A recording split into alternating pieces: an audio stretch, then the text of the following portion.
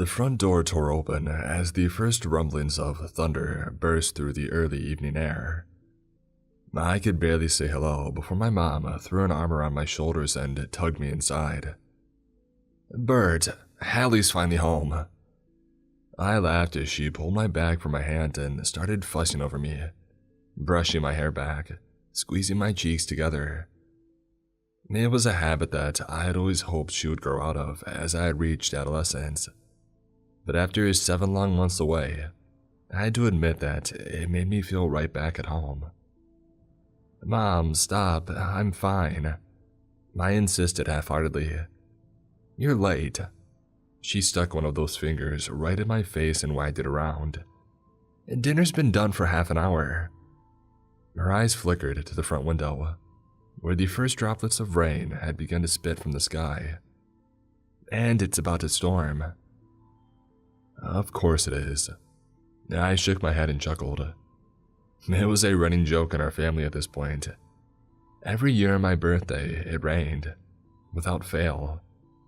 For as long as I can remember, birthdays were marked by gathering around our dining room table, eating cake and opening presents, all while watching the world drown from out the side window. Thankfully, birthdays were always family events. There were always time for friends, and my parents had told me, but I only had so much time left to spend with them.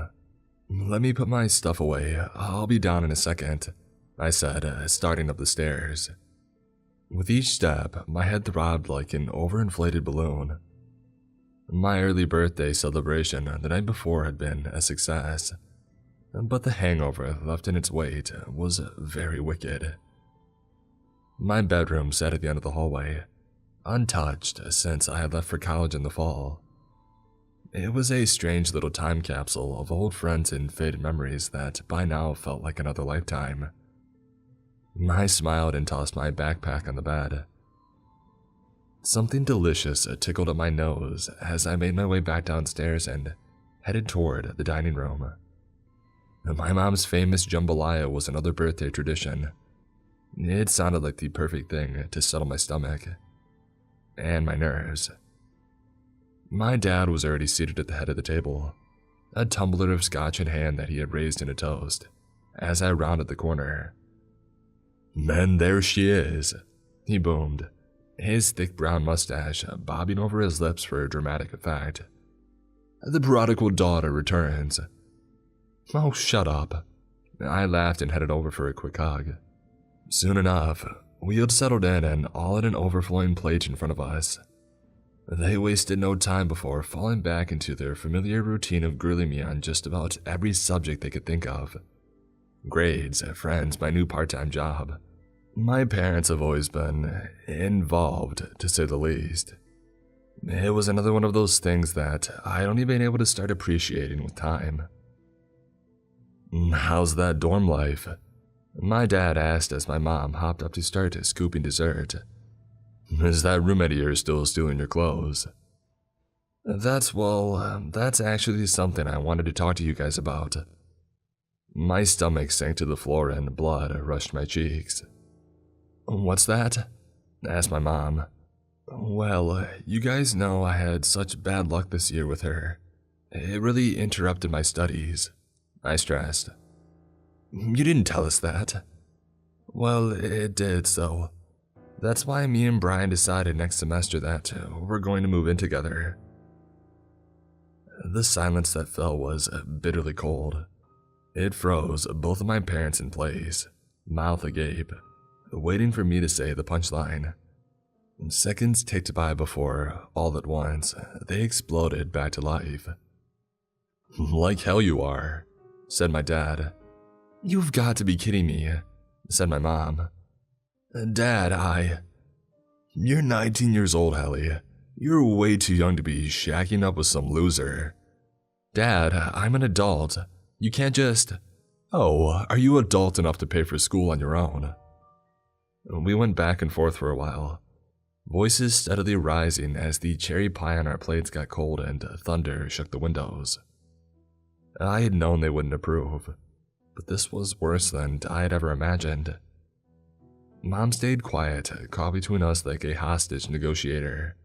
begging with her eyes for us to calm down. "Go ahead then," I shot up from my chair, sending it crashing to the floor behind me as I slammed my hand on the polished tabletop. "Cut me off. I'll drop out and wait tables for the rest of my life. Either way, I'm moving in with him. End of story." "Hallie, sit your butt down."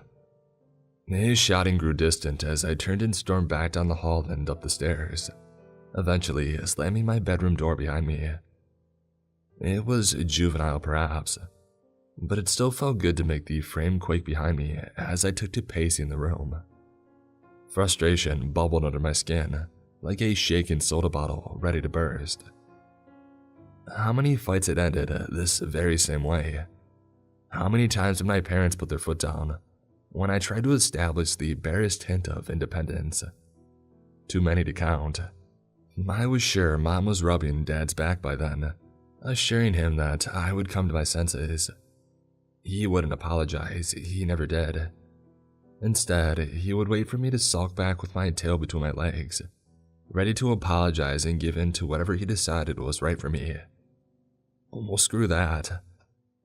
I slung my backpack back over my shoulder and grabbed my keys. I would drive 15 more hours if it meant that I didn't have to look at his smug face waiting for me to cow.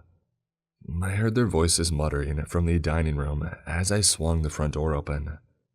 The mossy smell of fresh rain hit me like a brick, while the chilled breeze washed down my lungs like a glass of ice water. "Hallie!" My mother screamed from the other room. Pulling the hood of my jacket snugly over my head, I darted off the porch. A wave of pain exploded in my body, so intense that my vision went black for a moment, so consuming I couldn't tell right away where it had come from. Before I knew it, I was being lurched backward by something wrapped tightly around my neck. I hit the porch with a thud. The pressure eased. My mother knelt over me, eyes wide as dinner plates. "Oh God," she whispered. The pain, it was still there, burning, spreading. It prickled along my cheek and my hands. I moaned, a low and keening noise that I almost didn't recognize as my own. And then I lifted my hand up in front of my face. A sob tore from my lips as I caught sight of it. It was like acid had been splashed across my skin. Gelatinous clumps of flesh had melted away, dripping down my wrist and coagulating on the sleeve of my hoodie. It was still going, a bubbling liquid eating away everything in its path. Even worse was what lay underneath it. Instead of the pearly white bones I might expect jutting up from the mess of ruined flesh, something else sat there instead. There were fingers, sure. My fingers, given how they clenched and moved in turn with the waves of pain that coursed through me. But they were as black as the night around us, made of hundreds of delicate intertwining bones that reminded me of birds' legs. They joined at the top into a vicious point. A scream bubbled up in the back of my throat, trapped there as tear-streaked eyes darted to my mother's worried face. She barely glanced at the misshapen hand, though did reach down to give my covered shoulder a comforting squeeze. My eyes turned to find my father shaking in the doorway. "Bert," she gasped, raising her free hand to cover her trembling lips. "They're going to find her." My dad sprung into action, our argument from moments before a long-forgotten memory. He hooked his arms under my shoulders and dragged me back inside. I hung limp like a rag doll, tears finally breaking through the barrier of shock and disorientation that had held them at bay. My mother slammed the door shut behind us, clicking the deadbolt and sliding the chain into place. "I'll get the bags," she announced. My father gave one quick, grim nod. "I'll get the car ready." "What's happening?" I groaned from the floor, cradling my ruined hand in the other. Some patches of flesh had burned away on it as well, but altogether it was in much better shape. It still looked like mine. It still looked human. I could even still see the scar from 7th grade, where Preston had stabbed me with a pencil. "We don't have time, sweetie," he said. "We have to move." He disappeared down the hallway and I heard the door to the garage crash open. I was left alone to hiccup and cry on the foyer floor until I had finally calmed enough to pull my unsteady feet back underneath me. My face still burned. I staggered into the living room where an oversized, ornate mirror hung behind the couch.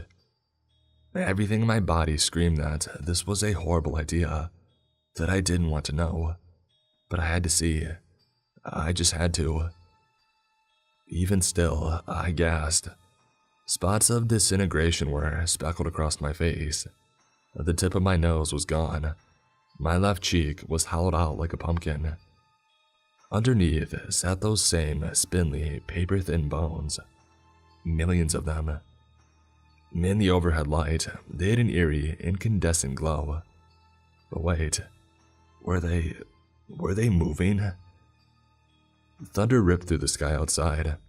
My body shook right along with the frame of the house. Realization struck just as lightning lit the front yard. The spots of my body that were injured were the areas uncovered by my jacket or my clothes. My exposed skin. It was where the rain had touched me. No, that made no sense. I had been out in the rain plenty of times in my life. I had walked home in it after school. Came home drenched one night after sneaking out with my friends. In fact, I was quite fond of the rain, despite the fact that it had always seemed to unsettle my mom. It made no sense. Another crashing sound thudded through the house, almost mistaken for another round of thunder. The storm was right on top of us now, roaring and ripping all around, but no clap of lightning followed. Seconds later, bang! I jumped back, glancing toward the ceiling. Upstairs, my mother raced back and forth. Drawers squeaked open and closed. But no, that wasn't it. "Dad!" I called in a hushed tone down the hall. There wasn't an answer. I couldn't hear him past the hum of the storm. Movement caught my eye in the mirror. I searched for it once, twice. Nothing. A car drove by on the street outside, headlights cutting through the inky darkness of the street. There, palms outstretched on the front window, stood a massive shadow. I spun around. The light quickly flickered away, bathing it once more in darkness. But now that my eyes had found it, I couldn't possibly look away. It wasn't a shadow at all, just a mess of dark, delicate bones. Its eyes glinted beyond the glass, a deep, intoxicating violet. As it watched me, something on its face stretched wide. More darkness lingered in its open mouth, but I could tell it was smiling. I screamed, all the horror that had welled up inside me reaching a shrill, piercing crescendo. My father barreled around the corner, but jerked to a stop when he saw the creature out the window. Its long, spindly fingers curled into a fist and beat against the glass. "She's ours," my father shouted. "Leave us alone." He wrapped an arm around my waist and pulled me back into the foyer. My mother was just descending the stairs, a bag in hand. The glass above the front window exploded inward, showering us in crystalline shards. All three of us darted for the back door. Adrenaline dulled the pain in my hand to a distant ache. My parents' SUV was already running. The back seat, piled high with totes and bags previously tucked away in the garage. I had never asked what my dad had kept stored out there, why the garage was the only room in the house perpetually cluttered. I hopped in the back seat while my parents climbed in the front. I huffed as my father adjusted the rear view.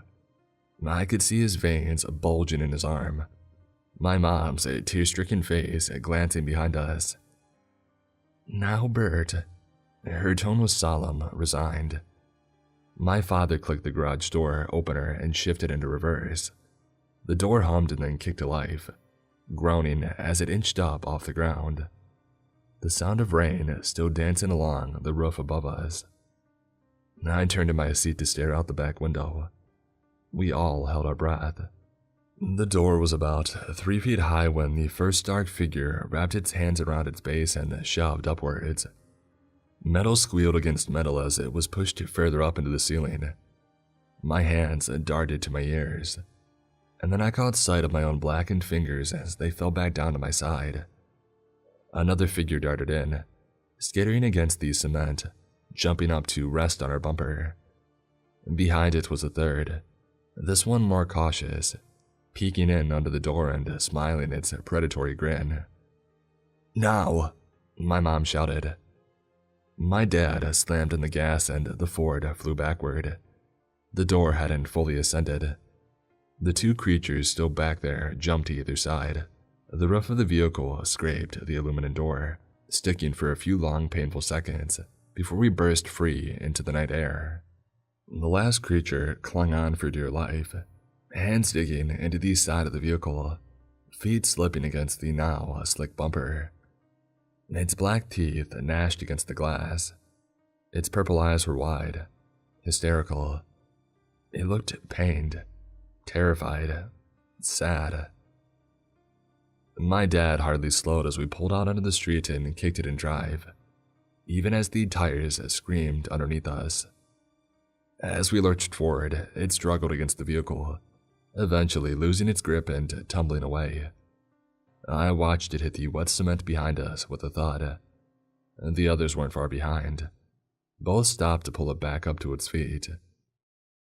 We ripped through our quiet suburban neighborhood, twisting and turning until we had reached the exit for the highway. The creatures faded behind us, yet still, I found myself staring out into the pouring rain, hands stinging in my lap. Finally, I was pulled from my daze by the jarring flash of headlights behind us. I turned back around to my parents. "Mom," I said.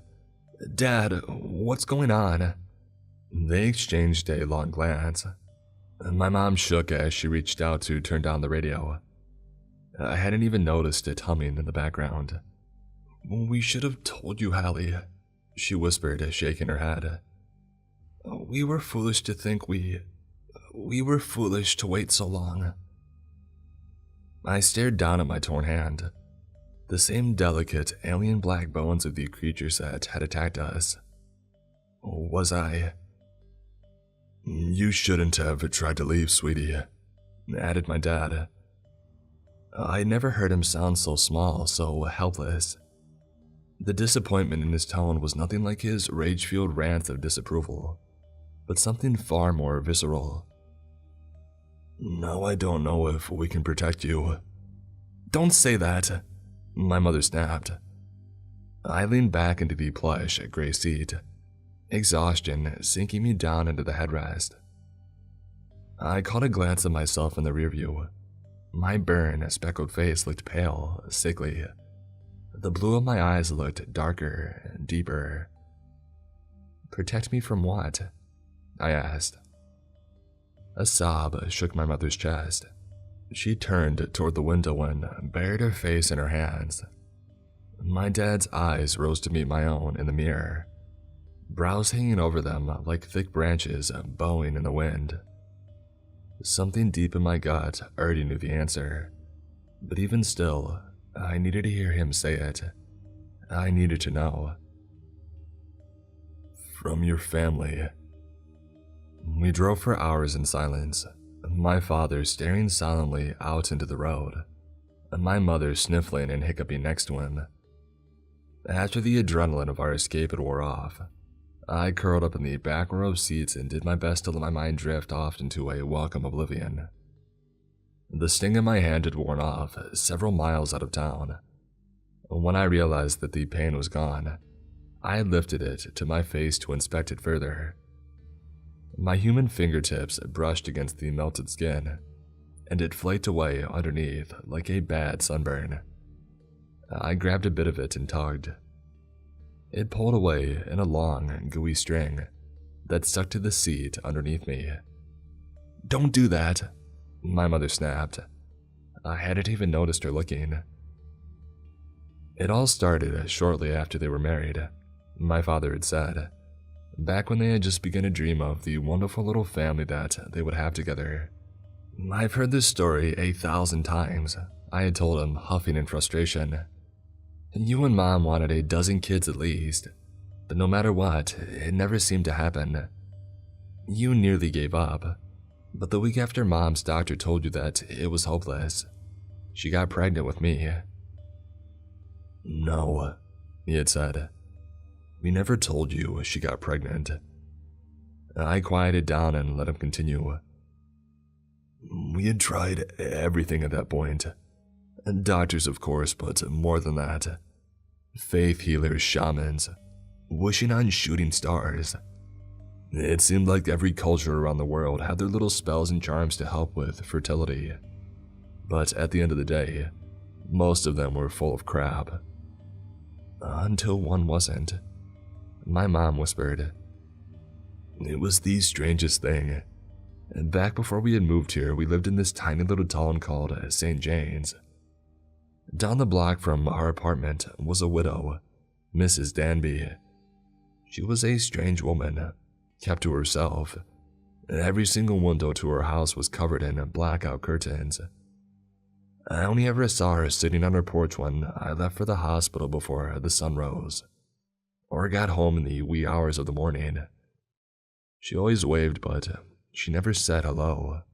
We never told her anything," my mom interjected. "Like he said, we never talked to her. I hadn't told her about my issues with getting pregnant. I hadn't told anyone, not even Grandma or Grandpa. I just felt so useless." "Margaret." My dad's voice softened. He reached out to squeeze her leg. "You didn't do anything wrong." "But one day," she continued, "the old woman showed up at the door. Dad was at work and the sun was still high in the sky. In her arms was a dark purple blanket wrapped in a tight bundle. Whatever was inside was moving, squirming. I swallowed down the lump, expanding in my throat. "It was me?" I asked. She let out a long, shaking breath. "Yes, it was you." Road signs had flickered past the windows at that point, announcing our departure from town. Rain continued to beat heavily against the windows, blown from wind almost as chilly as the silence between us. My mother cleared her throat and continued. "She said she had known of our struggles, how badly we wanted a family. That while she couldn't make our dreams come true, she could give us one. Just one. A child of her own." I was terrified. I thought that she had gone off her rocker for good. I thought she had kidnapped a baby or something. But I was sort of mesmerized by her too. I looked down at the bundle, and even though I couldn't see anything inside, I could just feel it, you know. That child. That you were ours. "I don't understand," I said, only for my father to snap back at me. "Just let your mother finish." "I invited her inside," she continued, "and she locked the door behind her. She ushered me back into the bedroom like she had been there before, like she knew exactly where it was. She told me to keep quiet, to listen, or for as long as I had lived I'd never hear the laughter of a child. I didn't even question it. I just believed her."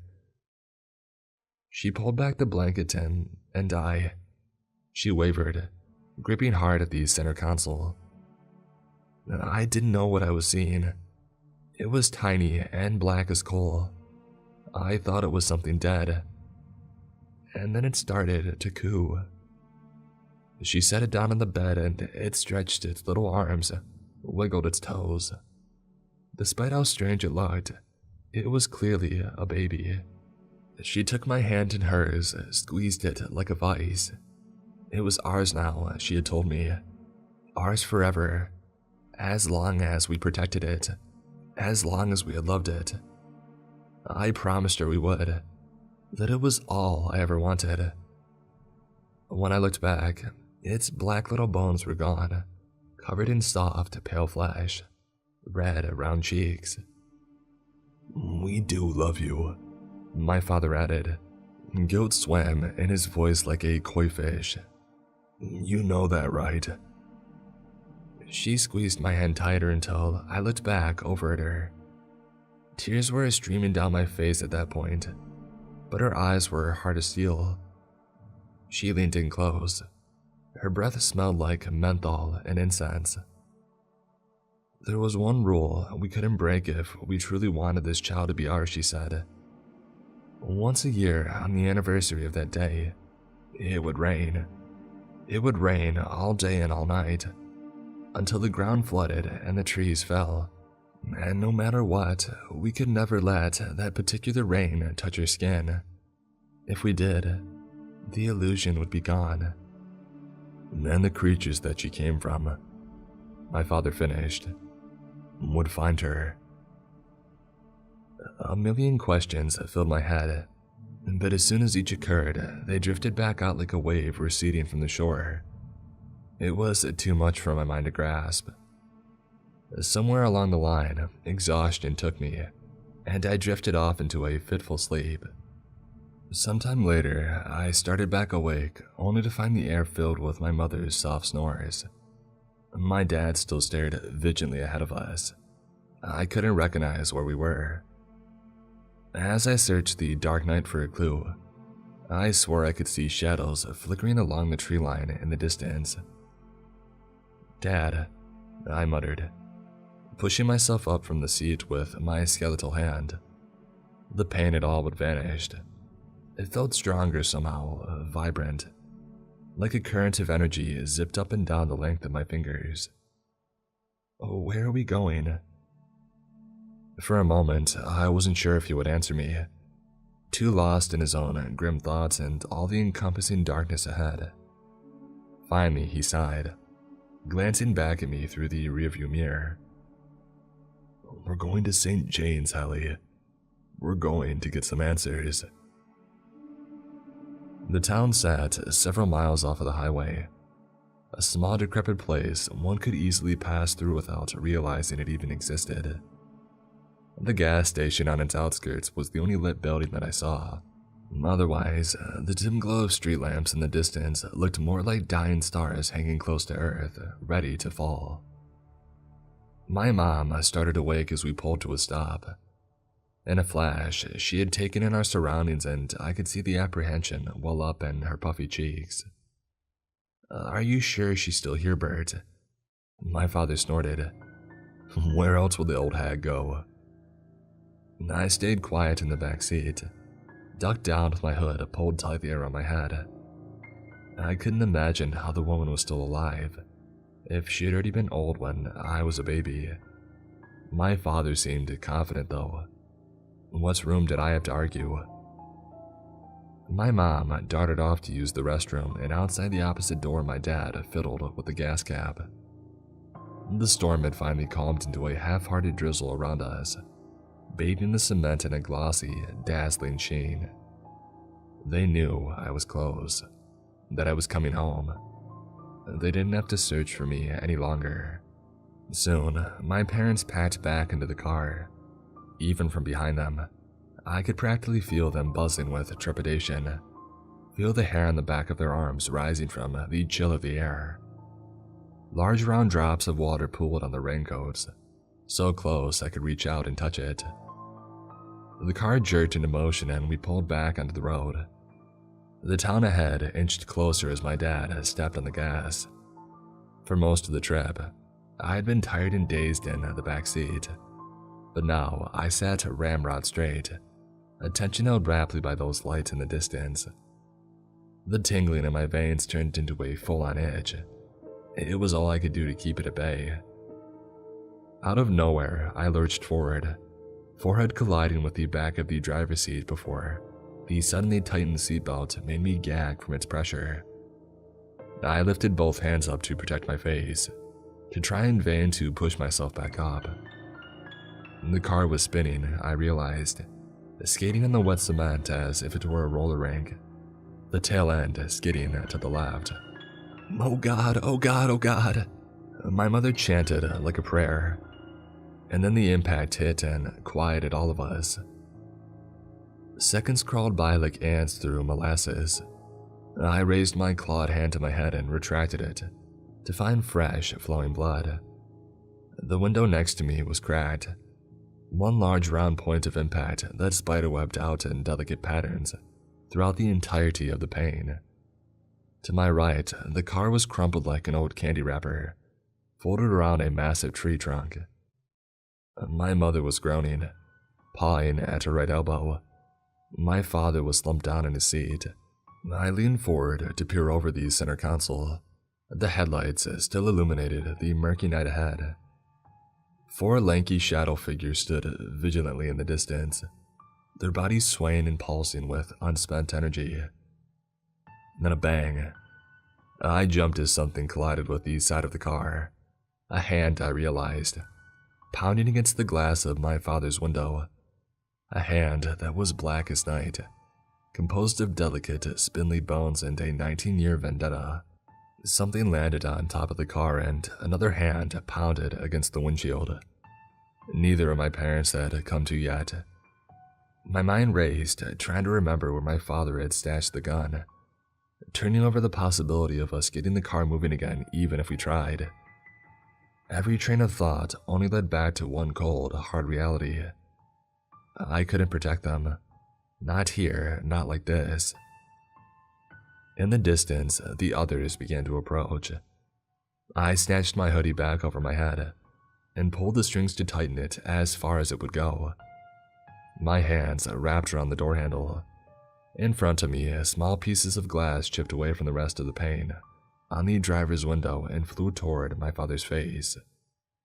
I took a deep, slow breath to steady myself, and then I shoved my door open. In seconds, I was darting away, wincing as the dripping rain met my skin and sent short sizzles of pain searing through me. I shoved my hands in my pockets, which threw me off balance but at least kept the worst of it at bay, as I made it 1 yard away, and then 2. On the road, there were more of them. One was collapsed on the ground, its long skeletal leg jutting off at a severe sort of angle, with 2 more trying to pull it to its feet. From behind me, a screech filled the air, alerting the others to my presence. I swerved to avoid them, and headed for the trees in the distance. I let out a pained cry as I broke through the forest line. My clothes were growing heavy with the weight of the water soaking into them, shaken off of the overhanging leaves.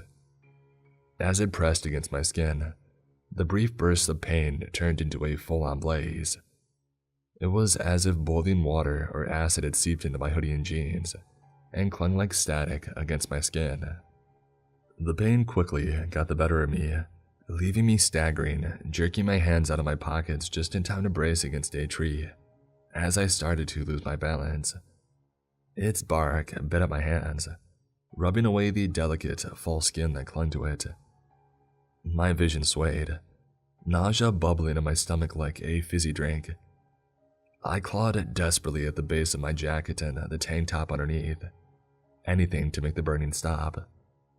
I pulled them up and over my head, crying as my skin clung to them, sloughing off my bones like a layer of dried glue.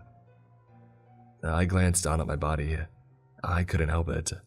Somehow, I still expected to see red, pulsing organs and pearly, white ribs, but there was nothing of the sort. Only midnight dark bones, hard and protective like an exoskeleton. I fumbled next with my jeans, hands shaking in anticipation of the pain that would follow. Already, the searing sensation from my torso had turned into a dull ache that I longed for across the rest of my body, skin be damned. Everything around me tilted and shivered, but as I kicked off my shoes and shoved the denim down over my ankles, movement from up ahead caught my eye. I stumbled out of my pants and fell backward, hitting the wet grass with a thud. Up ahead of me was one of them, standing regally against the trees. Another emerged from the shadows, and then another. I twisted to look behind them. 3 more were already there. "Don't hurt them," I begged. My own voice was unfamiliar to me, filled with gravel. "Please don't hurt them. I'll do anything Why would we hurt them, dear?" A voice spoke from somewhere ahead of me. I looked back and forth between the creatures, trying to make sense of where those sweet, matronly words had originated from. From behind one of the trees, another figure appeared, short and stooped, shuffling carefully over the uneven ground. Her gray hair stood out like a beacon in the dark night, yet the trees above cast ghastly shadows into the deep-set wrinkles of her face. Her grin was sinister, yet nothing else in her posture suggested a threat. The creatures, my family, parted to let her through. "All they want is for you to come home." One of the creatures approached me. It was slow, hesitant in its movements. It reached a tentative hand out to brush against my cheek. I flinched, but forced my gaze up regardless to meet its violet eyes. I could swear that I saw tears welling up in the corners.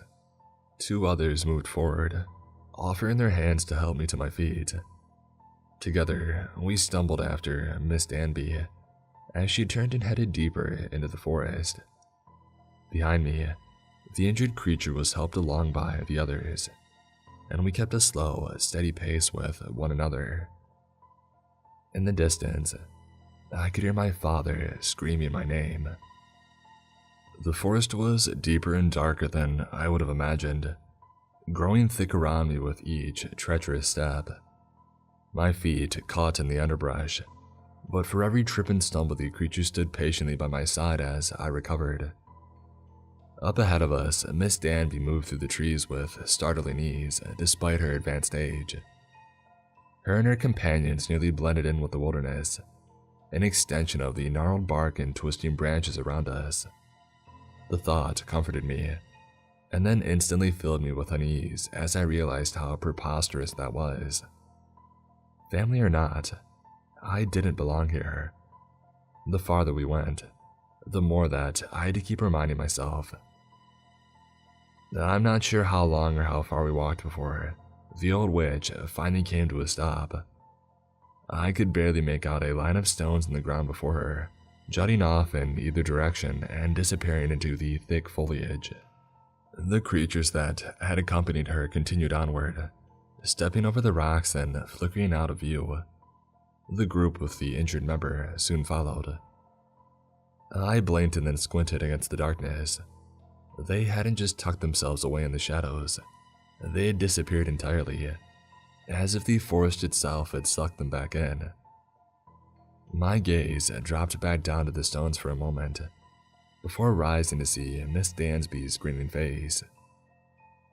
"I found them by accident," she explained, gesturing toward the towering trees behind her. "Many years ago, I lost my husband and daughter in a car crash. Overnight, I was left all alone. I took to wandering in the forest. I would walk for hours on end, listening to the wind and the birds, imagining that I heard their voices whispering just under the surface. I was probably mad with grief, but it was like I knew if I just kept walking, I might find them again." "But you didn't," I said, taking a step closer to her. I understood the pull my mother felt to this strange, mesmerizing woman. Even though she spoke in a hushed, intimate volume, each word seemed polished, grand, rolling off her tongue with a conspiratory flourish. "Of course not," she huffed. "They were dead."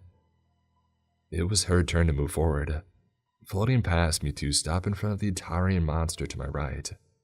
The one who had brushed my cheek looked at me with so much longing that it made my stomach twist. The old woman smiled at it and reached out to clutch its hand, giving it a small, loving squeeze. "But I did find them." "What are they?" Finally, I felt something stirring within me, a hint of dismay that I should have been feeling all along. "You mean," she corrected, dropping the creature's hand to point a finger in my direction. "What are you?" My gaze dropped to the front of my body, the twisted, black bones that had been hiding just below the surface. There were still spots of flesh speckled along my legs and torso, but even that was starting to curl around the edges and flake away. Soon, there would be none left at all. "They don't have a name," she continued. "At least not one that humans would understand. They're simply a part of the forest, a part of nature. They always have been. They live here, tucked away safely behind their barrier." The stones, I realized, they kept them hidden from the world. "They can't leave unless it's raining," I said, voice breathless. Miss Danby nodded, pleased with my assessment. "No, they cannot." That twisting feeling in my stomach became a full-on lurch. Visions of my life at home flashing before my eyes as if on a projector screen. My dorm room, messy and cramped, but filled with laughter and all-nighters. A year's worth of independence. Brian with his boyish smile and crooked front tooth. On our third date, he had asked before he had kissed me, and he brushed the hair out of my face. Mom and Dad, all of our many battles contrasting against how fiercely they loved me, how proud they were of every accomplishment. "I can't leave," I continued. "Not once I'm past the stones." Her grin faltered, though I suspected that was only for my benefit. Despite her compelling performance, empathy wasn't a look that she wore well. "No," she confirmed. "You cannot." "Why?" I snapped, stumbling backward, away from them. The two creatures to my left moved toward me, tension rippling through their taut bodies. "Why do I have to go back?" "It's your home," she answered calmly, despite the hint of hysteria escalating in my voice. "It's where you belong." "Then why did you take me away? Why did you give me to my parents in the first place?" She sighed, a wrinkled hand raised in a rest on one of their shoulders. "They're a powerful species. I'm sure you've seen evidence of that. Unlike any other being on this earth. Unfortunately, they're ill-equipped to take care of their young. In the past, they lived alongside humans. They had an understanding with the local tribes in the area. The humans raised their young, and they offered them protection. When I found them, there were only a handful left. You tricked my parents. You preyed on their desire for a child. That's sick." My heart quivered like a rabbit in my chest. The creatures sensed my panic. One opened its mouth and let out a garbled roar. It seemed pleading, pained. Pity cooled the rising tide of my anger. At least until Miss Danby opened her mouth again. "Normally, they can't keep them out of the rain so long. Your family did an admirable job with you." My fist curled at my side. I could feel the newfound power that resided within them. It pulsed, begging to be released. I imagined grabbing the old widow by the collar and darting off into the trees, sinking my teeth into her skin. Bang! The noises of the forest came to an unsettling halt, as these sounds echoed off the tall trees surrounding us. I looked between the creatures in confusion, before my gaze fell on Miss Danby. Her eyes were wide, panicked. Looking down, a gaping hole in her chest leaked blood down her torso. Behind her, my father trained his gun on one of the monsters. In a flash, they turned to him, screeching. One pounced, pinning him to the ground. The other knelt beside Miss Danby, warbling as it tried to cover her wound. The shock rooted me in place, at least until one of them emerged from the stone barrier, and then another. They darted off to join the battle. "Dad!" he screamed as claws dug into his shoulder, sinking through them like warm butter. In a flash, the long black arm jerked back, pulling his shoulder along with it. Red exploded from the wound. Sinew stretched and did its best to hold on, until my father's arm was separated completely. I stumbled forward in a daze. "Stop," I begged them. "Please stop." The creature at Miss Danby's side rose to face me. I cowered as it stepped closer, the warmth of tears stinging my bony cheeks. "Don't let them kill him. I'll come with you. I'll do anything." It tilted its head. Despite the fact they didn't speak, I knew intrinsically that it could understand me. If only I could say the same about it. It glanced back at my father, now surrounded by 4 of them. There was so much blood. Too much. I couldn't tell what they had done to him. His screams had grown quiet, weak. A sob shook my shoulders. The creature moved like a flash of lightning bursting through the sky. It wrapped its willowy arms around me, scooping me up against its chest. "No," I gasped, beating my fists against it. "Put me down." It turned and darted off into the forest, away from the rocks. It moved quickly, weaving with expert precision through trees and over stones. If the others noticed, if the others followed, we had enough of a head start to outrun them. Rain still leaked out from the sky above, but would soon end. The creatures wouldn't be able to leave. Not for me, not for another year. When we emerged out into the darkened street, I found my mother sitting on the dented hood of the car. It was running somehow, pulled back and away from the trunk that it had slammed into. She had her hand raised to her mouth, chewing anxiously at her nails, her eyes strained red. The creature lowered me to the ground and my mother gasped as she noticed me. She rushed towards us, only to falter as she got close enough to see the creature up close. I covered the distance instead, stooping to throw my arms around her neck. "Your father," she said. "Is he?" "Gone," I mumbled, sniffling. "He's gone." She nodded and stepped back from me. "Get in the car, Hallie." I stepped forward and then paused.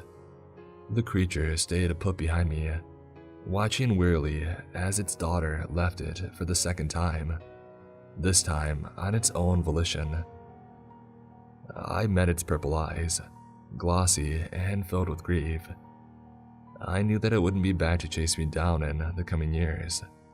The same couldn't be said for the others. Whatever this creature was, whatever I was, it loved me. "Come with us," I said. I could hear my human mother sucking in a startled breath behind me. She didn't argue though, didn't question it. She, of course, loved me too.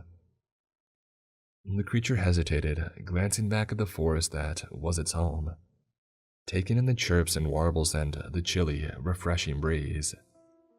This was where it belonged, and we both knew it.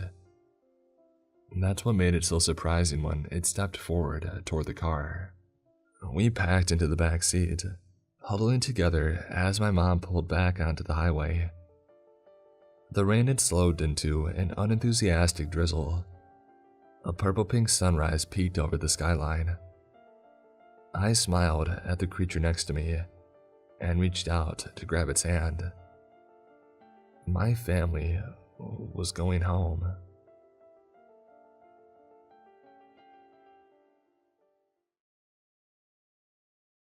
Today's episode is sponsored by BetterHelp.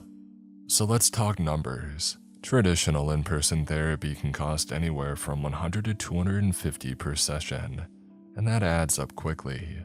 But with BetterHelp online therapy, you can save on average up to 50% per session. With BetterHelp, you pay a flat fee for weekly sessions, saving you big on cost and on time. Therapy should feel accessible, not like a luxury.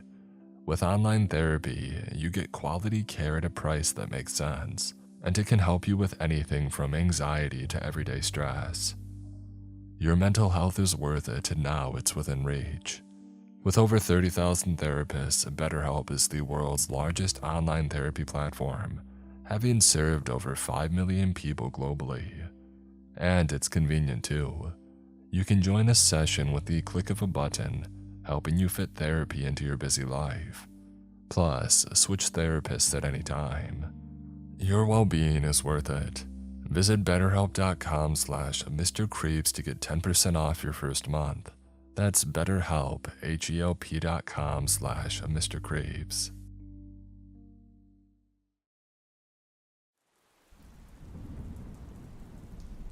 I patiently awaited by the riverbanks while Charlie went to relieve himself.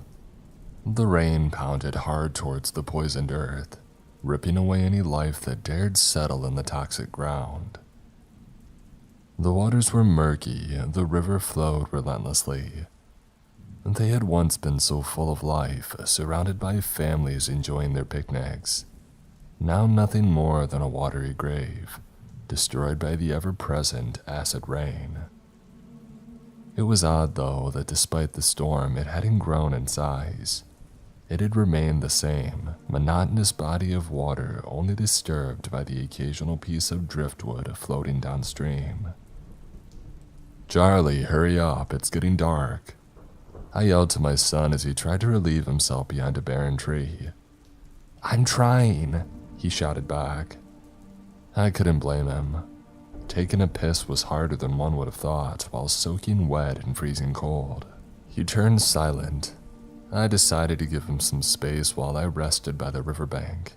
My body had grown frail in the past year after these supplies diminished. Both food and water had become a scarce, invaluable resource. I thought it ironic that we would most likely die from dehydration, all the while soaking wet from the sulfuric rain falling down from above. My train of thought was disrupted by what seemed like an oddly shaped tree stump approaching from up the river. I fixed my attention to it as it drifted closer and realized that it wasn't a piece of wood, but a corpse. Ah, God, not again, I mumbled to myself. It had been flayed from top to bottom, not an inch of skin remaining on its bloody surface. Behind it followed another dozen dead bodies, all floating peacefully on top of the water, in various stages of mutilation. All were skinned, but some had additional avulsions, missing arms, legs, even heads that had been violently torn from some of their bodies. At that point, their identities were nothing more than a distant memory, an unimportant detail. They all seemed the same underneath their skin, and now they just added to the pile of corpses in the hellscape of a city that we called home. Those people were the brave ones, the ones that tried to leave but they had known the risk. They knew about the Guardians, yet they ventured across the border and now they were just pieces of meat floating with the river. The way their bodies bobbed up and down in the water reminded me in the most morbid way of times long since past, of the days before the rain, taking Charlie to the beach with his mother, teaching him how to swim. I almost let myself smile despite the horrific sight, but I was quickly jolted back to reality as one of the corpses landed on the riverbank, fully clothed and seemingly unharmed. "Charlie, get over here," I called as I ran for the corpse. It was a man in his early 20s, thick long hair and well-fed. Wherever the river had taken him from, he definitely didn't belong in the city. I checked his pulse, barely finding a weak one, and though unconscious, he was definitely alive. "Dad, what are you doing?" Charlie asked. "We've got a live one. Hand me the blanket." Charlie pulled out a soaking wet piece of cloth, hardly protected from the weather by the bag, but it was all that we had. I wrapped the man in as well as I could and lifted him up on my shoulder. "Dad, what if he's like the others?" Charlie asked nervously. "He can't be, he looks too healthy. Help me carry my things while I carry him. We have to get back to the shelter, fast." We rushed back towards the ruin that we had called home for the past day. It only took an hour to walk through the storm, but in my fragile state, carrying someone as heavy as that man put me on the brink of collapse. Once we had finally reached the house, I dropped the man on the driest part of the floor that I could find, and I started a futile attempt at making a fire while Charlie unpacked our things. "Dad, I'm gonna go look for food," Charlie stated, oddly confident. He had become a resourceful kid, but I had little hope that we would find any treasure. Whoever lived there before had to have emptied the place during the second evacuation.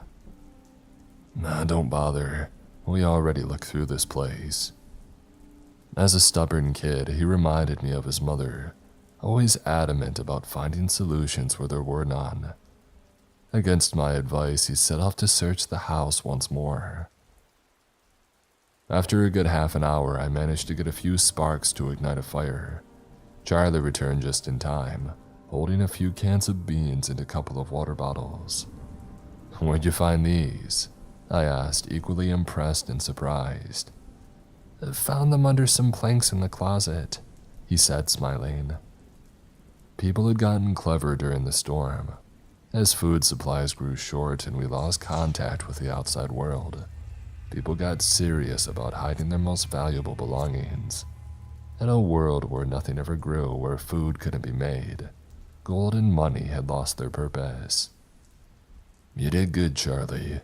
I'm proud of you." The man grunted, starting to wake up. What happened?" he asked weakly. I knelt down beside him, trying my best to keep him calm. "Hey, don't worry, you're safe. What's your name?" "Peter." "Great, Peter. My name's John. Do you know where you are?" "No, I was out walking. My head, it really hurts." I noticed a gash on the back of his head covered by his hair.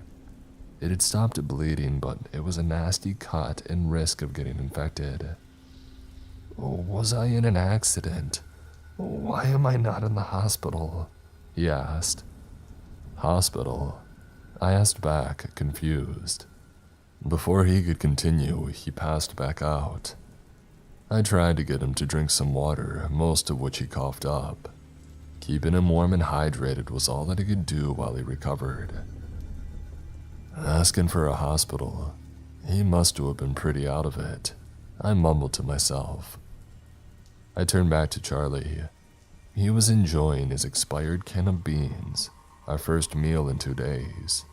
Hardly a feast, but that didn't matter. "We need to get to sleep soon, Charlie. We've got a long trek ahead of us tomorrow." "Wait, tell me the story first," he demanded.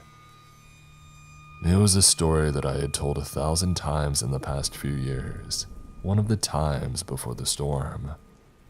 A story about a world that Charlie was far too young to remember, but he had seen a minuscule part of it, and I wanted to keep that glimpse alive, if only as a distant dream.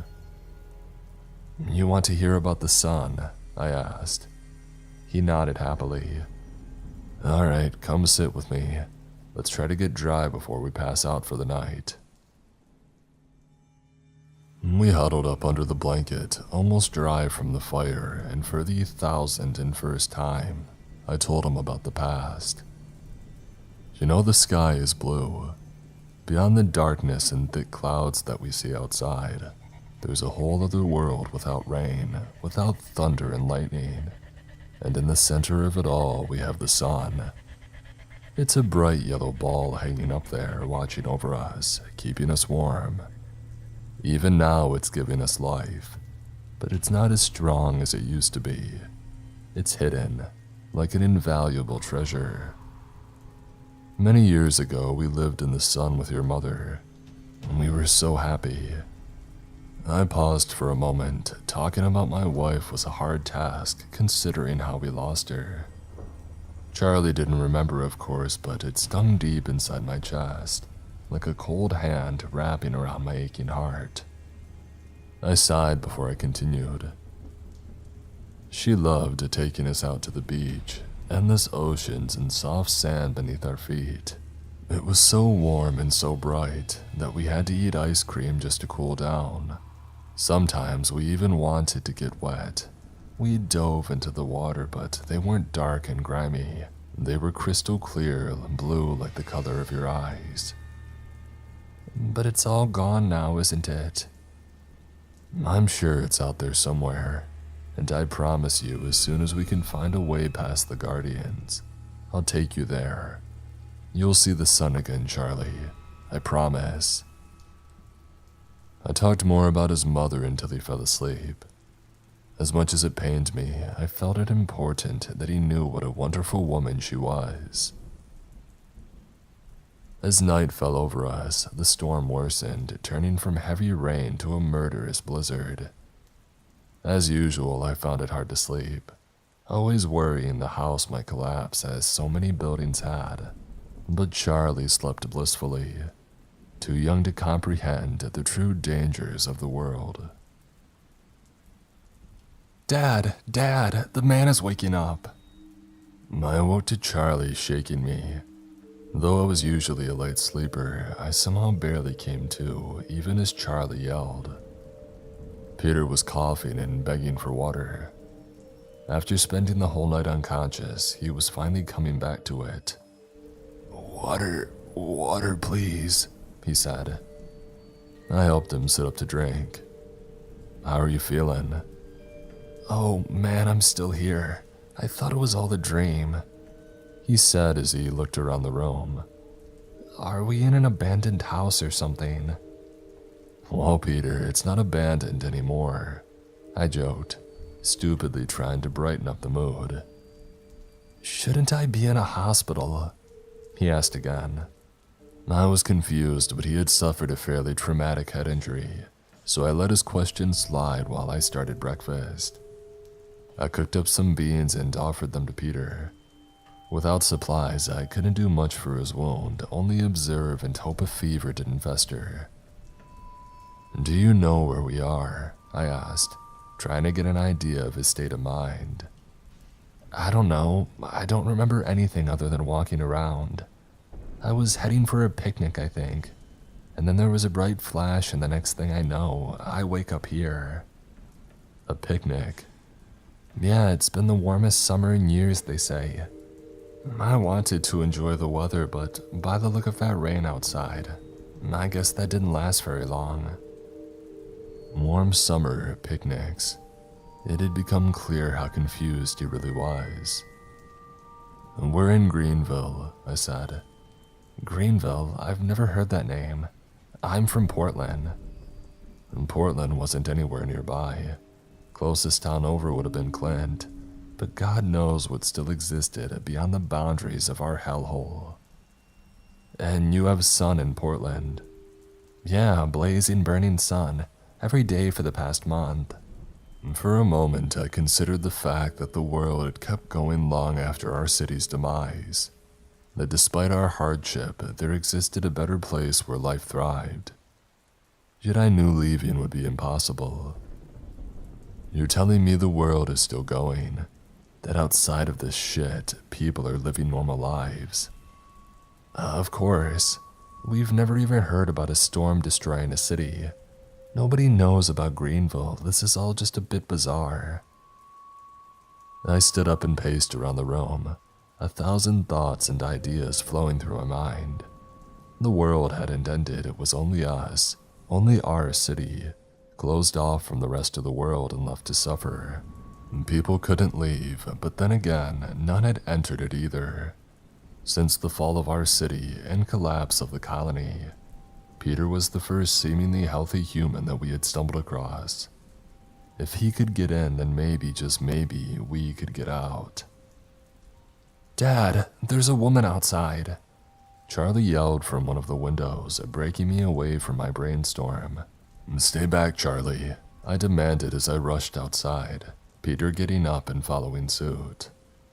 The rain poured as always, filling up a smaller sinkhole down the end of the street. Most houses had long since collapsed, and those that still stood were slowly being etched away by the acid. A woman stood in the middle of the street with her back facing towards us. She wore nothing more than a light dress, hardly providing protection from the horrific weather. She had been hurt, leaving an exposed wound on her left shoulder, no longer bleeding but oozing with thick yellow pus. What the hell is she doing just standing there? Peter asked. Hey, don't get close, let me deal with it, I responded. I walked up behind the woman.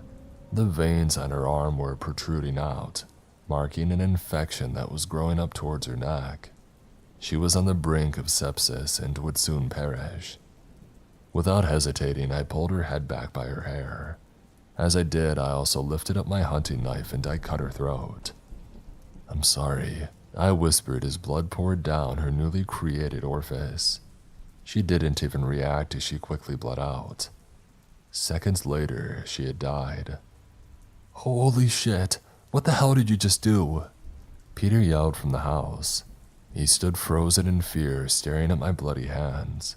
He didn't understand what I had just done.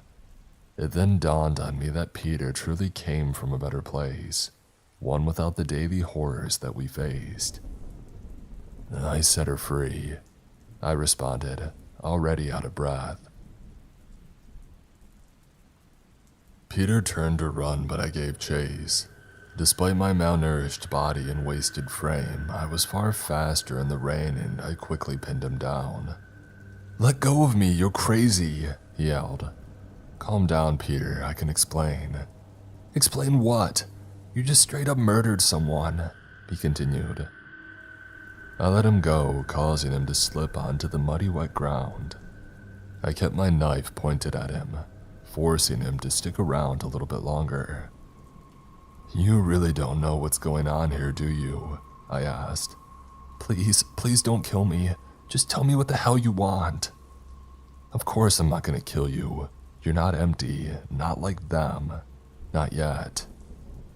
I flipped my knife around, gesturing for Peter to take it. "Now that I'm unarmed, you're going to listen." He took the knife, clutching onto it with shaking hands. It put me in harm's way, but I felt safe nonetheless. Peter wasn't from around Greenville. He had been sheltered, safe from the nightmare that had been our lives for the past years, meaning that he still didn't have murder in his heart. "Why did you kill her?" he asked with a shaky voice. "Because she was already dead, the parts of her that matters anyway. You notice the wound on her arm, her clear apathy towards it. It's because she's one of them, one of the empty people." "What do you mean, empty people?" I walked back over to the corpse of the thing that I had just killed, turning her over to see her face. Full of scratches, even an eye missing, probably from walking into walls and debris lying around. "It's the rain," I said calmly while presenting the wounds of somebody who had clearly given up on their own well-being. "It changes people, it hollows them out, taking away their memories, stripping them of all emotion. That's the fate of most people living in this city, and whatever they once were, accountants, mechanics, doctors, they ain't anymore. All they do now is walk around, get hurt, and die." "Then why kill them?" "Because they're already gone. Only their bodies stay behind to suffer. The least that we can do is to free them. Besides, they get riled up if disturbed. Sometimes they get violent." He had lowered his guard by then, either from believing my story or because he simply didn't have much of a choice. Peter was trapped alongside us in the storm, unable to survive without my help. But unbeknownst to him, he could be our ticket out of here. "How long have you been here?" was all that he asked. 7 years. Peter collapsed to the ground in disbelief, fearing that he had suffered the same fate. I walked over and put a comforting hand on his shoulder, mustering as much confidence as I could into the next few words. "But now, we're all getting out of here together." My plan was simple enough in theory. Follow the river and retrace its path back towards where it grabbed Peter. It might have given us a safe way to pass the guardians lurking in the dark territory. While we got ready for the day's trek, I felt hopeful. For the first time in about 6 years, I truly believed we stood a chance. During the early days of the storm, we had all been a part of a mass evacuation. As the first buildings fell to sinkholes created by the downpour, people started to panic. The evacuation itself was a shit show. Thousands of cars immediately congested on the highway. As a last resort, we attempted to flee on foot with the pitch-black clouds looming above us, striking down with lightning every so often, seeming to appear from the ground itself. My family and I were quite far in the back, and when reaching the border out of the city, we halted in our steps. Before us lay thousands of skinless bodies, entire families embraced in death with horrified expressions on their flayed faces. In the blink of an eye, well over 100,000 people had been slaughtered, repurposed for a meat wall spanning around the entire city, keeping us trapped. The mere fact that Peter got inside ignited a fresh wave of hope throughout my body. It meant that there had to be a weak spot in the dark territory, one that we could escape through. Charlie presented us with a few water bottles that he had found while searching the neighboring houses. It wasn't much to keep us going, but I had found a new source of motivation. "So, we're leaving the city?" Peter asked. "That's right. If a better place is out there, I have to get my son to it." "Mind me asking why you haven't left already? I mean, this place isn't all that great." "Well, because it's dangerous, Peter. People have tried and died." "What makes you so sure that we'll survive then?" he asked, looking at me with a mix of fear and confusion. "Because now we know it's possible. You got in, that means we can get out." A few more bodies had landed on the riverbank where we found Peter the day before. Unlike him, they were beyond saving, flayed and mutilated like all the others. Peter looked at them in disbelief and disgust, unable to believe the horrors that lay before him. What happened to them?" he asked. "Those are the people that tried to leave," I said. "And that's where we're heading," he continued, panicked. "Listen to me, Peter. There's no food, no water, nothing left in this city for us. We either take our chances here or we die from thirst and starvation in the city. Remember that you made it in here, and I promise you a better chance if we keep going." We followed the river upstream, half a day's track just to get to the bridge. The rest would be spent crossing it. The bridge was the name given to a collection of sinkholes spanning all around the city, 96 miles wide and 2 miles across, a place of destruction almost impossible to pass. A section of the sinkholes had been covered in various debris, cars and corpses, giving it the unfitting name. Filling it to the brim to the point where we could cross, hence a bridge. Despite its dangerous content, it would be our safest way to the other side. Of course, the empty people looked around the bridge as well, but they were different. Those that existed there still had the basic instinct of escaping, making them far more terrifying than anything found within the city limits. I let my mind wander as we slowly walked by the river. The monotonous flow of water against the harsh trickle of rain was somehow soothing. It brought back memories of the second evacuation and the first empty people. I saw an image of myself holding onto my 3-year-old son with one arm and my wife with the other. We were crushed in the middle of a panicking crowd when my wife Loretta suddenly let go. I tried so desperately to grab a hold of her again, but she simply stood there, letting the crowd trample her down as we were pulled away. She was left behind, one of the first people to forget themselves, to hollow out and become one of the empty people. Most people could feel it coming on. They knew that they were about to turn, but not her. For whatever reason, it happened within seconds. Following the second failed evacuation, we searched for weeks. Hundreds of colonists looking for their lost loved ones, but to no avail. Loretta was more than likely one of the empties that wandered into harm's way, dying from their own neglect. "Dad, what are you doing?" Charlie asked me as I snapped back to reality. I had stopped moving, lost in my own thoughts, unable to react with the outside world. "Dad!" "John!" Peter chimed in. Finally, I managed to get a hold of myself. I'm sorry, I just needed to catch my breath, I lied. Let's keep moving. Another hour and we finally reached the bridge. Before us, we saw an endless collection of sinkholes partially filled with solid debris. Dozens of bodies littering the pits among a few surviving stragglers. This isn't exactly what I had in mind when you said that we had to cross a bridge, Peter said. The river ran straight through the sinkholes, dragging parts of its foundation with it. We had to keep a certain distance away from the river, lest we get dragged away with everything else. This is more like a hole if I'm entirely honest, he continued. I kneeled down beside my son. This would be his first time crossing the bridge without my help. On each prior cross he had been too young and I had carried him on my back, or I had him way back at the colony. Now that the colony was gone and I was too weak to carry him, he would have to manage on his own. You ready to do this, Charlie? I asked. He nodded, as brave as he had ever been. Listen, there's bound to be a bunch of empty people stuck in the debris. It's going to be dangerous. These empties are different from the ones that we've seen in the city. They'll call out for help, they'll beg and bargain, but don't let that fool you. There's no fear, sadness, nor anger in their voices. There will be no urgency even as they lay there bleeding out. So whatever happens, do not approach them, I said, looking back and forth between Peter and Charlie.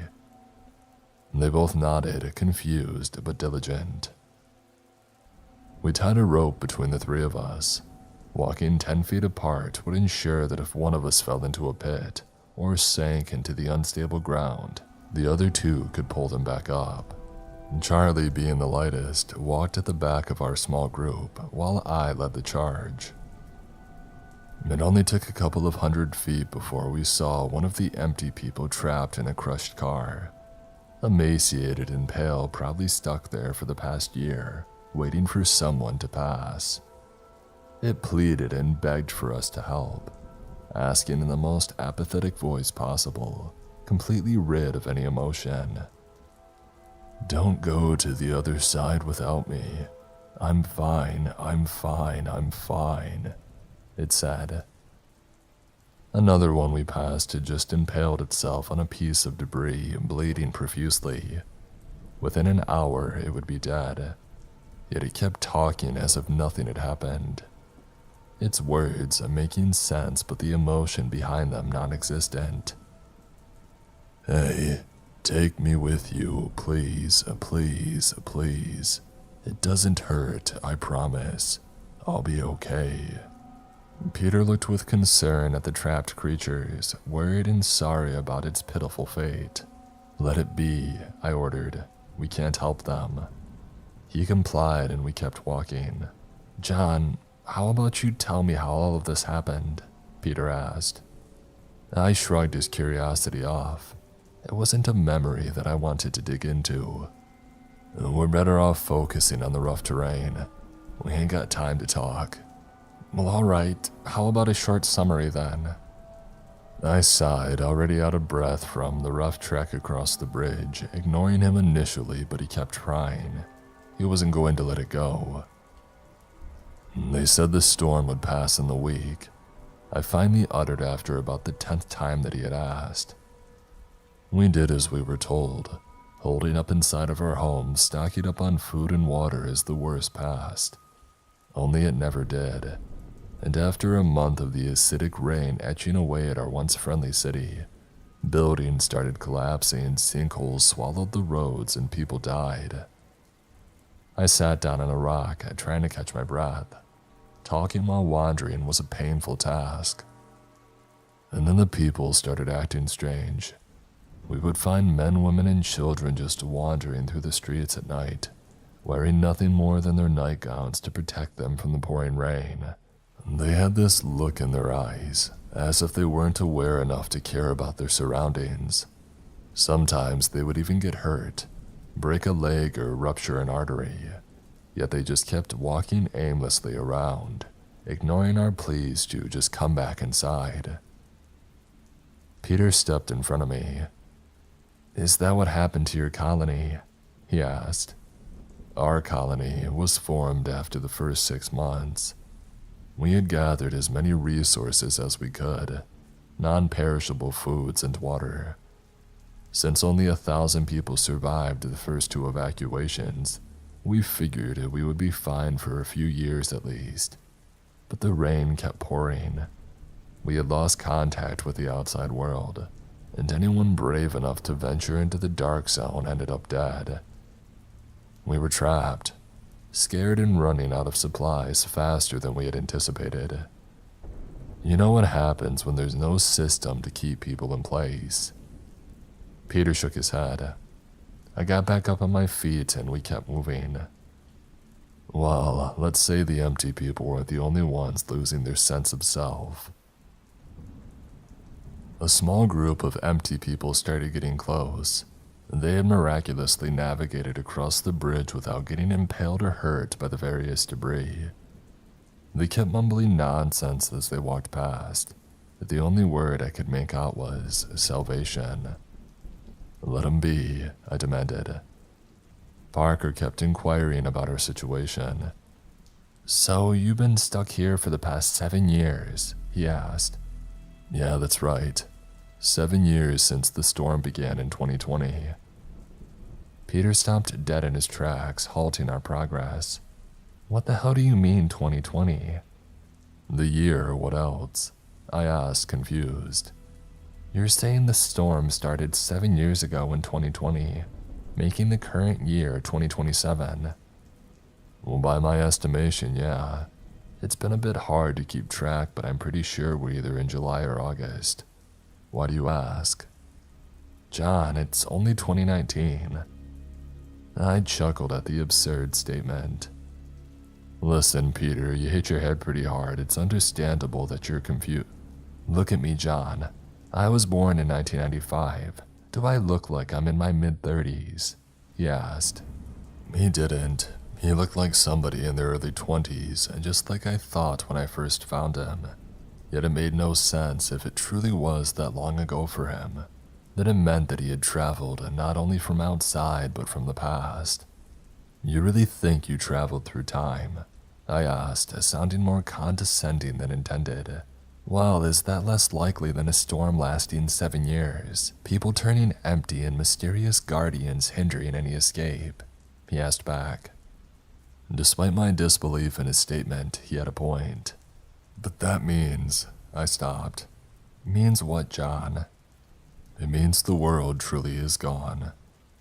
Well, then how did I get here? He said, getting more agitated by the minute. I don't know, but the plan stays the same. We keep moving across the bridge. Towards what? Certain death, to be flayed by the guardians like the pile of corpses back at the river.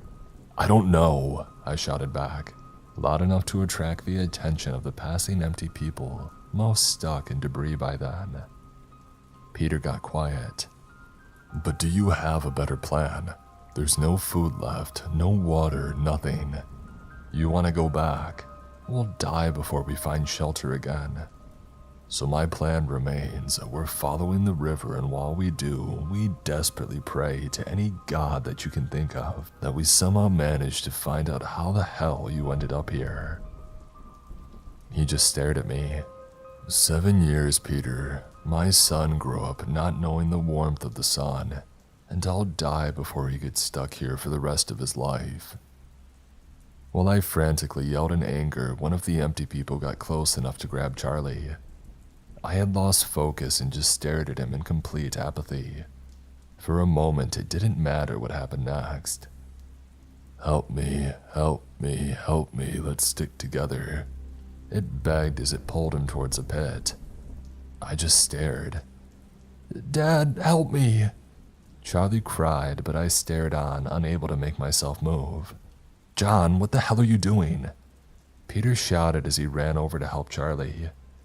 Finally, I snapped back to reality, immediately pulling my knife out, pushing the creature away from my son while impaling it through its eye.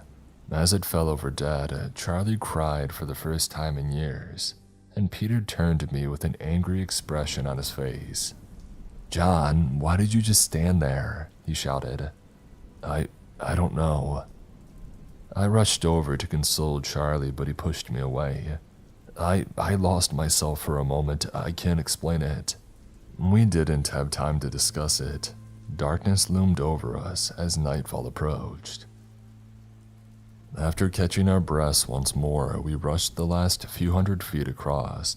We desperately needed to find shelter before another blizzard set in. No sooner had we set foot on the edge of the bridge before a brilliantly bright light appeared on the horizon. It was unlike anything that I had seen since the beginning of the storm, approaching as a blue sun lighting up everything around us. The light looked as cold as ice, yet it warmed us more than anything had for the past 7 years. The river stretched all the way towards the light, and I knew in my heart that Peter had somehow come through it. "Is that the sun?" Charlie asked hopefully. No, that's something else entirely," I responded, baffled by the magnificent sight. "How far away is it?" Peter asked. I tried to the best of my ability to judge the distance, but the shine of the light made it hard to get a clear view. If it lay just by one of the bodies of water making up the river, it would be another day's trek, meaning that we would have to venture through the dark territory. "I'm guessing another day and a half's walk," I finally said.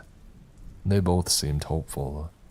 The terrain itself wasn't as rough as the rest of the trip, but I was beginning to realize that I might not make it that far. In any case, we'll need to find shelter. We're not traversing the dark territory at night. We searched for an hour before finding a partially collapsed warehouse. Not a great cover for the oncoming blizzard, but it was the best that we could do in the outskirts of town. I lit a fire for the night and I shared the last can of beans. "I'm sorry about earlier," I said to Charlie. "It's okay," Charlie said half asleep. "Can you tell me a story?" That night, as Charlie fell asleep, for the first time, I told him a story about the future and not the past. "I love you. Be good, kid." I remained awake, staring into the embers as the blizzard raged outside. My mind wandered. I tried to keep it focused, but to no avail. I saw images of my wife, memories of digging sandcastles on the beach with Charlie, flashes of wine and dances, the past of a better life. I was tired, worn down to the bone, hollowed out by the rain like so many people before me. In a matter of hours, my mind would be lost and my son would be left alone, fending for himself with someone who clearly didn't belong. Without waking the other two, I sat down to write the final part of my journal. I've kept track of most of the events during the past 7 years, but I feel like the last 2 days are the most important. I'm leaving this to you, Peter, when you find me empty in the morning. I need you to take Charlie with you across the dark territory. Bring him to the light and cross over to a better world. You might even have the chance to stop this all from happening. Charlie, I love you. Be good and live a happier life in the sun. I wish I could be there with you until the end, but my time is up. You deserve so much more than this world has given you, and now you might finally have it. Good luck to you both. John. When morning rolled around, John had left, either to keep us safe or because he had hollowed out and gone to face the rain one last time. He pulled me out of the river, he saved my life, and in return I promised to keep Charlie safe. He left behind his journal, which is what you've all just read, and while there's a lot more to my and Charlie's story, I felt that this should be what I post first. John deserved that much. I awoke in the early hours the following morning. Charlie was frantically calling out for his father. John had left his bed and seemingly vanished, leaving his journal neatly placed by my bedside. We searched the warehouse before I even checked what John had written, but he wasn't inside. I picked up the journal and I opened it. I only needed to read the first few lines to realize what had happened. John had turned empty and left instructions to me telling me to save Charlie. "Dad!" Charlie yelled as he stormed out the door back into the rain. John was standing motionless outside, staring towards the horizon. He didn't even react to Charlie's plea for attention. "Dad, what are you doing?" He continued, on the verge of tears. He walked towards John, though whatever John had been just a day before, he had been washed away by the heavy rainfall. "Charlie, stay away from John," I yelled as I ran over to grab him. "Let me go," he said as he tried to wriggle himself loose from my grip. "Dad!" he cried. John hadn't moved, not even acknowledging our presence. "No!" He kept screaming as I pulled him back inside the warehouse and shut the door. He was incredibly strong for a 10-year-old, but I kept him at bay while he cried and punched me. "He's gone, Charlie. John is gone." No, he isn't. He can't be. He promised." He continued sobbing incomprehensibly. I held him tight and I let him cry it out, and he eventually stopped resisting my grip. The one person in his life had been taken away for no reason other than bad luck, simply wasted away in a world where humanity had become little more than a faint memory. Charlie sat by the fire, reading John's journal. He silently sobbed as he turned the pages. He had learned to read from his father, and he had written the journal as a reminder of what they had gone through, in hopes that one day someone would save them.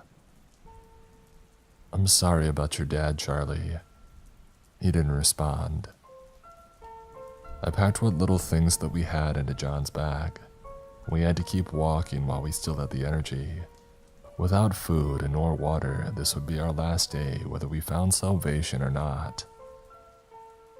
When we finally got back outside, John had wandered off. I had the thought of killing what remained of him in the back of my head, to free him like he had taught me, but now I wouldn't get that chance. "Thanks for saving me, John. You were a good man," I mumbled to myself. The light shined bright in the horizon, reflecting off the millions of raindrops, appearing as endless beams shooting through the air. Despite the cold blue color, it made me feel warm to once again wander through light, to once again see the landscape in front of me. "Do you want to talk about it?" I asked Charlie. He looked at me for a brief moment and shook his head. The river got wider as we proceeded. In the distance, something that looked like a wall appeared, spanning endlessly in each direction around the city. "What's that wall?" I asked. "It's the flesh. That's where the dark territory begins," he responded quietly. Faint clicking sounds could be heard in the distance, distorted echoes coming from whatever lurked in the rain. A few empty people wandered alongside us on our journey. Too many to kill, and they seemed oblivious to our company. They had come from all directions, but each were pulled towards the light. On the road, several emaciated figures lay motionless. They had become too weak to move. Only their blinking eyes proved that they were still alive. When we got close enough to see the wall, I could make out figures. Limbs, viscera, and torn flesh that made out the majority of the wall. Charlie barely acknowledged the horror before us, unafraid and apathetic to it. If he was just a brave kid or on the brink of turning empty, I couldn't tell. Some of the empties were attempting to climb the wall, but its slippery surface caused them to slip and sink into the meat-filled mass. The only opening was by the river. Piles of dead people littered the water, but the wall wasn't as thick around it. We could pass easily through. As we walked around on the riverside, the clicking got louder. It was rhythmic and split up into intervals. Though I couldn't exactly determine its origin, it came from several directions as if something was communicating. On the other side of the wall, we were faced with a new type of nightmare.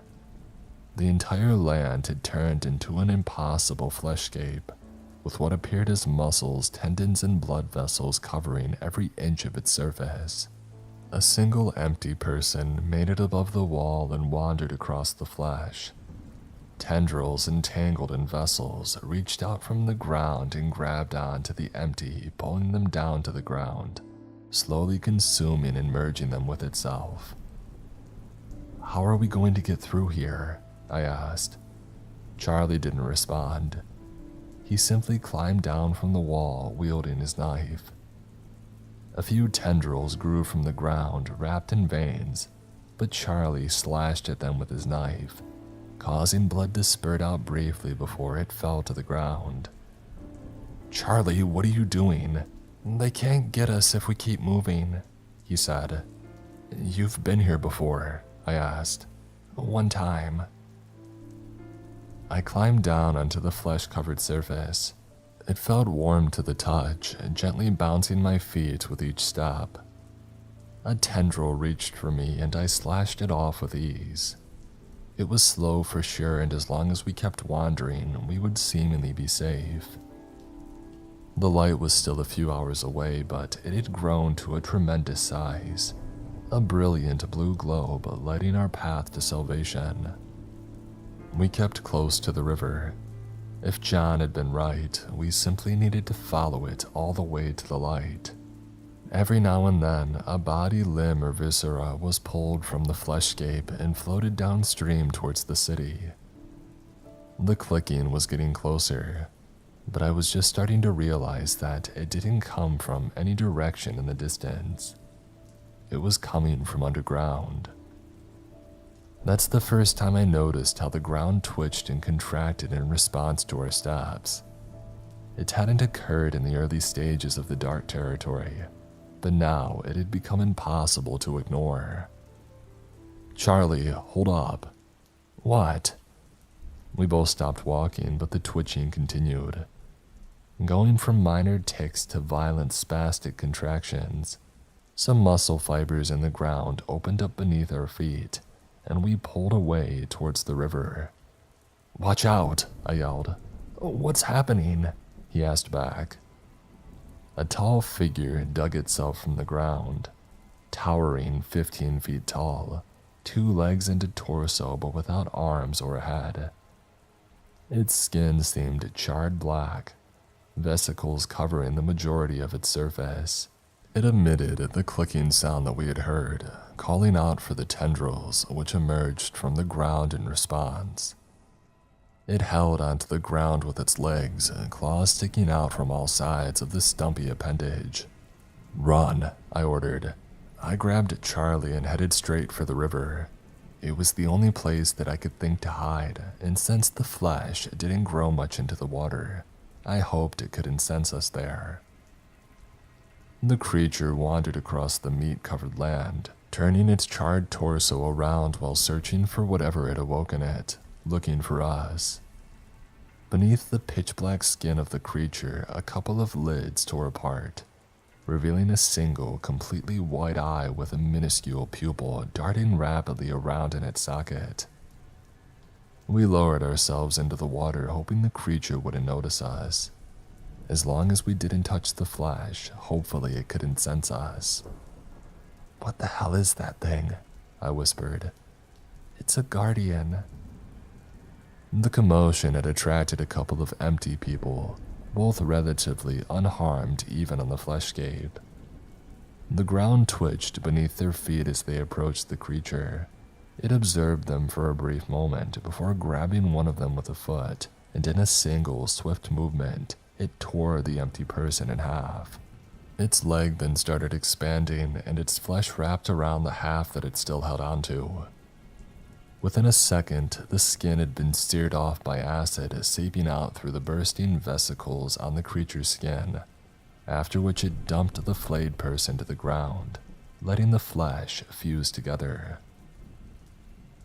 After less than a minute, both empties had been flayed and consumed, and the creature seemed content, but the original disturbance caused by us still lingered on its mind. and it kept searching while we hid quietly in the river. We must have hung on to the edge of the river for an hour while the creature searched, all the while its eye remained open, unblinking, desperately looking for intruders.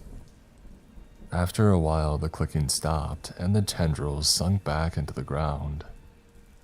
After the last tendril had disappeared, the guardian closed its eye and simply started sinking back into the ground, leaving the surface monotonous and empty once more. Relieved, I let out a sigh. The river, despite its strong current, would be our safest option proceeding ahead. Alright, we better keep moving, but we can't walk on the land anymore. Those things can sense our touch. Charlie nodded, shivering from the freezing water. But while the fleshscape stretched endlessly far, impossible to traverse, the light itself was close within reach. If we kept moving, we would be there in an hour. I dug out a rope from our backpack and tied it between myself and Charlie. The water wasn't very deep near the edge, but sudden surges in the current could easily sweep one of us away, especially a small, malnourished kid like Charlie. "I'm really cold," he said. "We're almost there, Charlie. Can you hang on for just a bit longer?" "I'll try." We walked in the knee-deep, freezing water, trying our best to avoid small flesh appendages that had grown into the side of the river. Any touch would alert the guardians, and if they saw us, we wouldn't stand a chance. "Hey, just a bit further, we're almost there," I said. Charlie had started slowing down. As skinny as he was, on the brink of starvation, he simply couldn't keep retaining much heat. "I'm tired," he said. "Don't give up, Charlie," I begged. I felt him tug on the rope behind me. He had almost come to a complete standstill. Without any better option, I lifted him up and put him on my back. We were so close. The light shined brighter than ever before, and it warmed me up to the point where I barely felt the freezing temperature of the water anymore. But why didn't it work for Charlie? "Charlie, we're almost there." He didn't respond. He had fallen unconscious from the cold and exhaustion. "Charlie!" I upped my pace, but the current had gotten stronger, and the end of the river finally met us. What lay before us was a massive lake, covered by a thin layer of what seemed like human skin, stretched so thin that it had become partially transparent. The blue light hung a few feet in the air on the other side of the lake, appearing as a massive globe of ice. "Charlie, do you see that? We're almost home." He didn't respond. We had to tread back onto land to get around the lake. If not, we would end up enveloped in the mesh of skin covering the waters.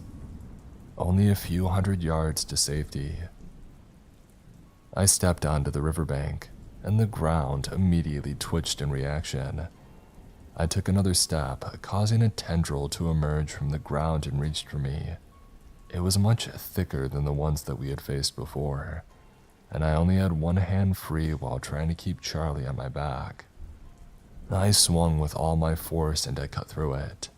The ground shook as the muscles moved apart, leaving a large gash in the ground from where the guardians could emerge. 3 pulled themselves up through the flesh and gave chase after us. They were tall, much larger than before, but to our advantage, they were also slower. Even with Charlie on my back, I could outrun them, but not for long. Several tendrils extended from the ground, not trying to grab myself, but going directly for Charlie. A few clung on, and I swung at them, severing a few. On my second swing, one grabbed the shaft of my knife, cutting it into itself, but causing me to let go of it. "Hang on, Charlie," I yelled as I ran, my lungs almost bursting from the effort. The guardian seemed bizarrely slow, quickly giving up on the chase as we got closer to the light. I peeked back at them and they seemed almost frozen, as if covered in ice emerging from the blue light. Despite the guardians struggling, the tendrils kept growing in number and size, grasping for us as we spurted over the fleshscape.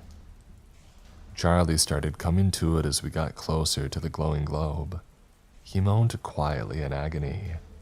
"The light, it hurts," he cried out as we got closer.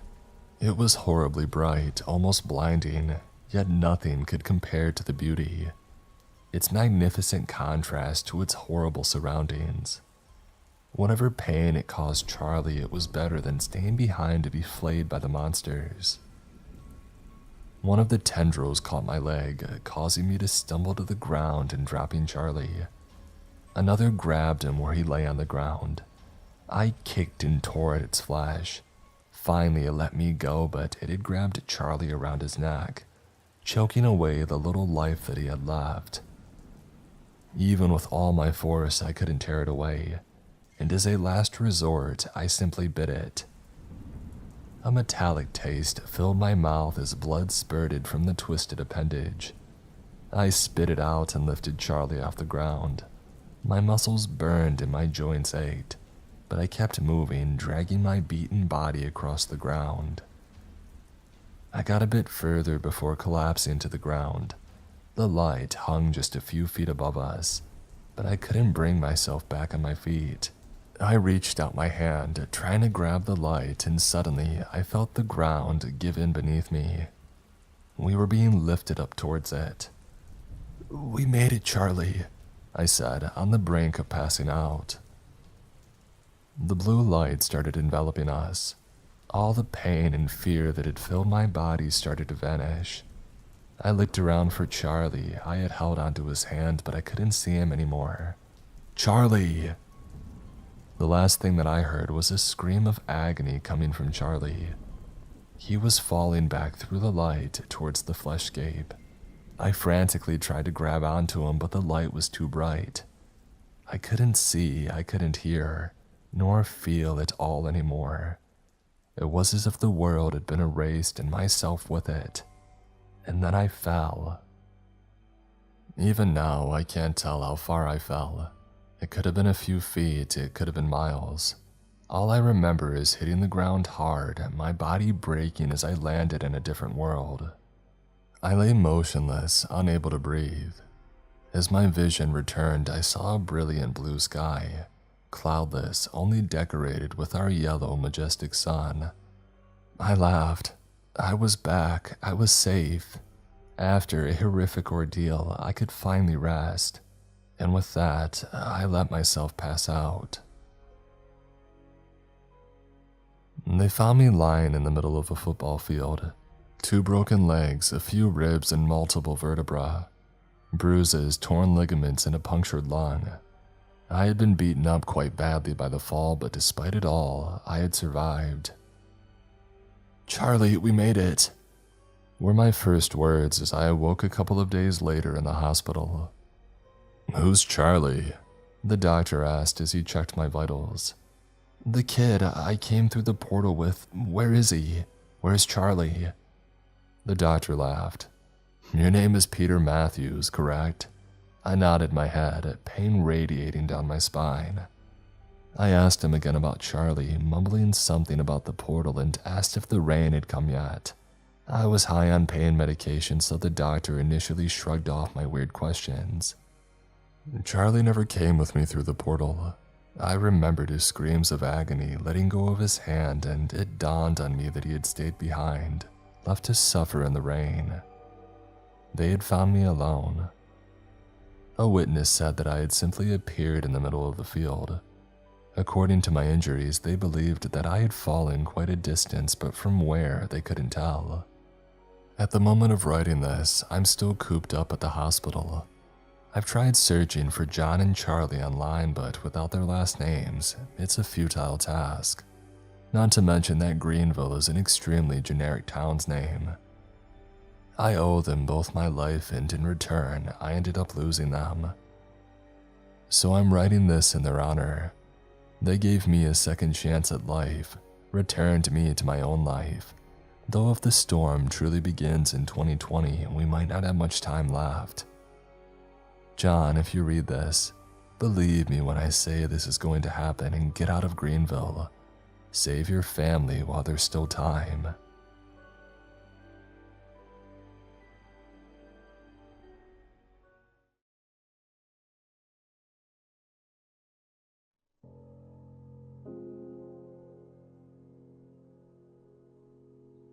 It was supposed to be an ordinary day.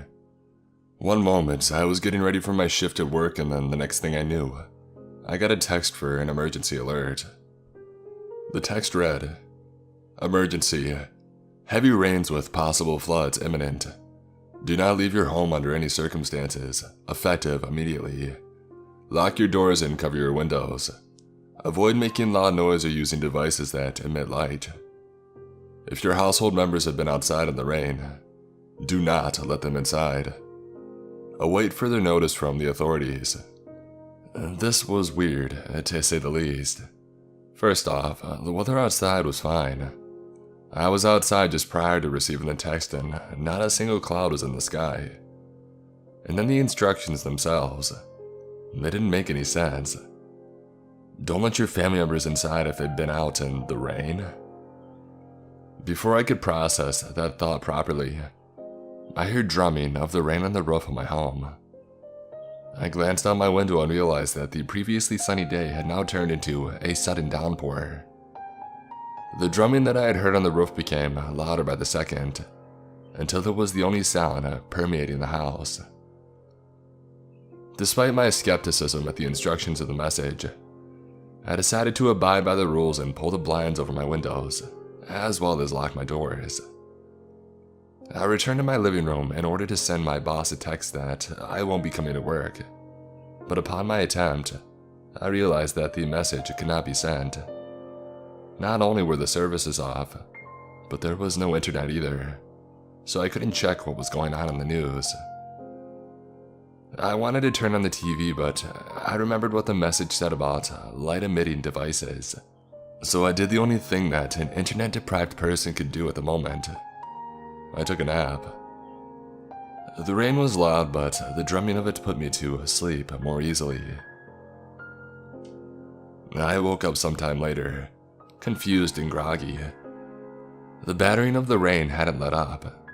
If anything, it was only more violent now. I glanced at my phone and realized that it was 5 p.m. Still no service or internet. I got up and I went to the kitchen to grab some water. Still half asleep, I poured water into a glass and brought it to my mouth. However, something stopped me before I could take a sip.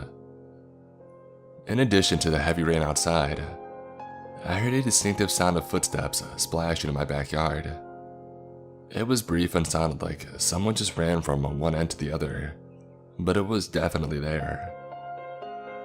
I scanned my backyard through my back door, but it was empty. I was sure that I heard footsteps, so I decided to open the door and peek outside. As soon as I did so, the already loud thundering of the rain became even louder, almost sounding like a waterfall was next to me. I stepped forward to the edge of the grass and right away saw fresh footprints across the lawn. They started from one end of the fence and ended all the way across the lawn on the other side. It was as if someone had jumped over the fence, ran across my backyard, and jumped again into my neighbor's yard. "Hello?" I foolishly called out, looking at my neighbor's fence. No response came back. Of course it didn't. Maybe it was the neighbor's kids who got caught in the rain and decided to hurry back home. I turned around and I went back inside, closing the door behind me and someone muffling the noise of the rain. I drank the unfinished glass of water and returned to my living room. Just as I was about to sit down, I heard another noise. A group of voices coming from the street. I could barely make them out due to the battering of the rain, but they spoke loudly to each other, so I could just barely hear them. I peeked outside my window and saw a group of armed soldiers standing in the middle of the street, in front of my house. They were talking among each other, and from their body language and hand gestures, it was apparent that they weren't chatting about everyday, mundane activities. I wanted to know what was going on. so against my better judgment, I opened my front door and I stepped out onto the porch. Report back after a full sweep. I came outside just in time to catch one of these soldiers shouting. As soon as they noticed me, they pointed their guns at me in unison. Whoa, don't shoot! I raised my hands instinctively. I just wanted to know what was going on. Sir, you need to get back inside right now, the soldier at the front who was shouting orders earlier said. And then something happened that I cannot comprehend to this day. As these soldiers stood there pointing their guns at me, something flew through the street at an impossible speed and grabbed one of the soldiers at the back, taking him along with it and disappearing out of sight. It all happened in a split second, and all that remained of the soldier was his gun that fell on the ground with a muffled clatter. I felt my hands and jaw slowly drop and my eyes widened as the soldier who was at the front continued barking orders at me. The others seemed oblivious to their squad member's disappearance until one of them glanced to the side and saw the gun on the ground. Hey Lieutenant, where's Ramirez? He asked. The whole group turned towards the gun on the ground and started looking around for the soldier and shouting his name. I wanted to tell them what I saw, but I wasn't even sure what had happened myself. One of the soldiers pointed down the street at something that I couldn't see from my porch, and when their whole squad looked in that direction, their look of confusion turned into one of palpable fear. They pointed their guns at whatever was there, and just as I was about to strain my neck to look at what they were so worried about, I was ordered by the lieutenant once more to get inside, this time a lot more violently. I would have ignored the order itself, but the demonic, high-pitched scream that suddenly came from down the street is what caused me to run back inside, lock my door, and prop it with my back, while my heart pounded like crazy, even though I had no idea what the heck was going on. Gunshots were mixed in the air along with the animalistic screeches that now sounded like they were right to my ear. A moment later, both the screaming and the gunshots ceased, and the only thing that remained was the drumming of the rain. My heart was pounding fast, and my thoughts racing 1,000,000 miles per hour. What the hell just happened? Before I could process that thought entirely, there was a knock on my door. Sir, you can open the door, it's safe now. It was the lieutenant. Safe from what? I thought to myself. I stood up and I stared at the door, holding my breath. Sir, open the door, the soldier said again. Something didn't seem right in the way that he said it, but I couldn't quite put my finger on it. Sir, if you don't open the door, I will be forced to break in, the lieutenant repeated. There was no annotation in his sentence. It was just as if he had read it off a line of paper. Sir, I am warning you.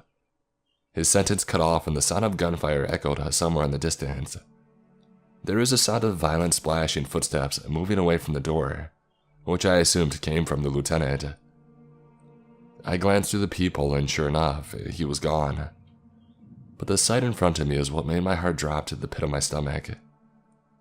Strewn about the street in front of my house were the mangled and mutilated dead bodies of the soldiers that I had just seen, their blood washed away by the pouring rain. I counted the bodies and my suspicions were correct. The entire group had perished. I felt guilty and stupid for disobeying the alert instructions like that. In my skepticism and lack of understanding, I thought it was a simple rain warning and decided to carelessly move about my property. Now those soldiers were dead, and I may have had part of the blame to take.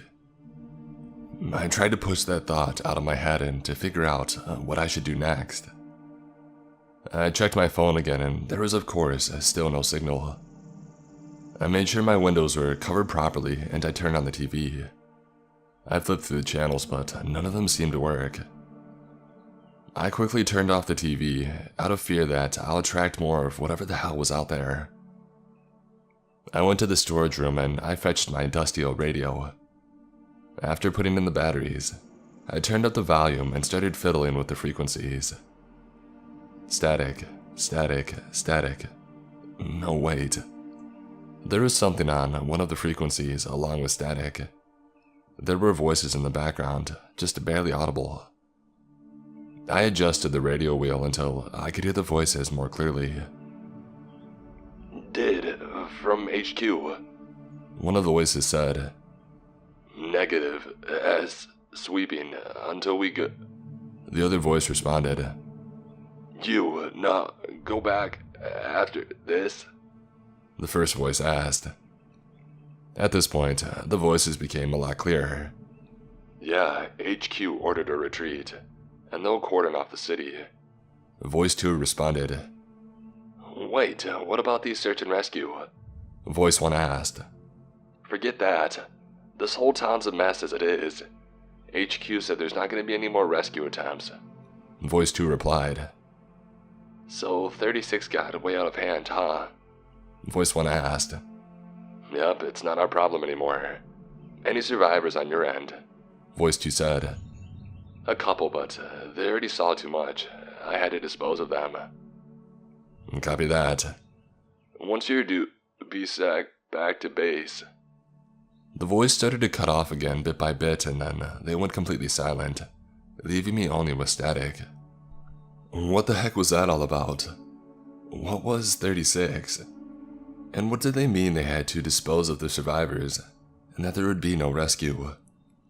Something was definitely wrong here, and it was clear that the army knew something that us, the civilians, didn't. One thing was for sure though, I had to get out of town. I couldn't wait for rescue, which wouldn't even come. Being out there with hostile soldiers, or even worse, those things that wiped out the soldiers didn't put my mind at ease, but I had no other choice. I went upstairs and I packed my bag. I put in a pair of clothes because I knew I'd probably be drenched from the rain. I also packed a flashlight and some food and water. I peeked out of my bedroom window and saw that the downpour was finally showing signs of subsiding. The streets were completely empty, save for the dead soldiers. From here, I could see across from my house that my neighbor's door was left open, allowing the wind and rain to seep inside. I tried not to think about what might have happened there, and I had no intention of finding out. I put on my backpack and I approached the stairs. Not 3 steps down, I heard something coming from the radio. Along with the static, there was the sound of a slow wheezing. I quickly went down and I grabbed the radio, putting my ear against it to hear the sound better. I tried adjusting the frequency, but no matter how much I did, nothing changed and the static and wheezing remained the same. Frustrated, I figured the radio was broken and I turned it off, but the static and wheezing didn't stop. And then I saw something with the corner of my eye that made my blood run cold. Mud tracks. They were all over my carpet, coming in from the kitchen and leading to the corner of my room. I froze in place, listening as the radio static and wheezing permeated the room. After what seemed like forever, I broke out of my trance and looked towards the corner. The first thing I saw were bony feet caked with mud. As I slowly moved my gaze up, I realized I was staring at a crouched, emaciated figure, which faced the corner of my room, but I couldn't tell its features due to the dark. With extremely trembling hands, I pointed my flashlight to the corner and I flicked it on.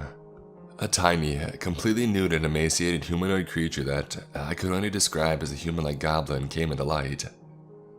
Its spine was pronounced against its tight skin on the back, so much that I could count the vertebrae. Its limbs looked like they had no meat in them whatsoever, and could barely hold its fragile frame.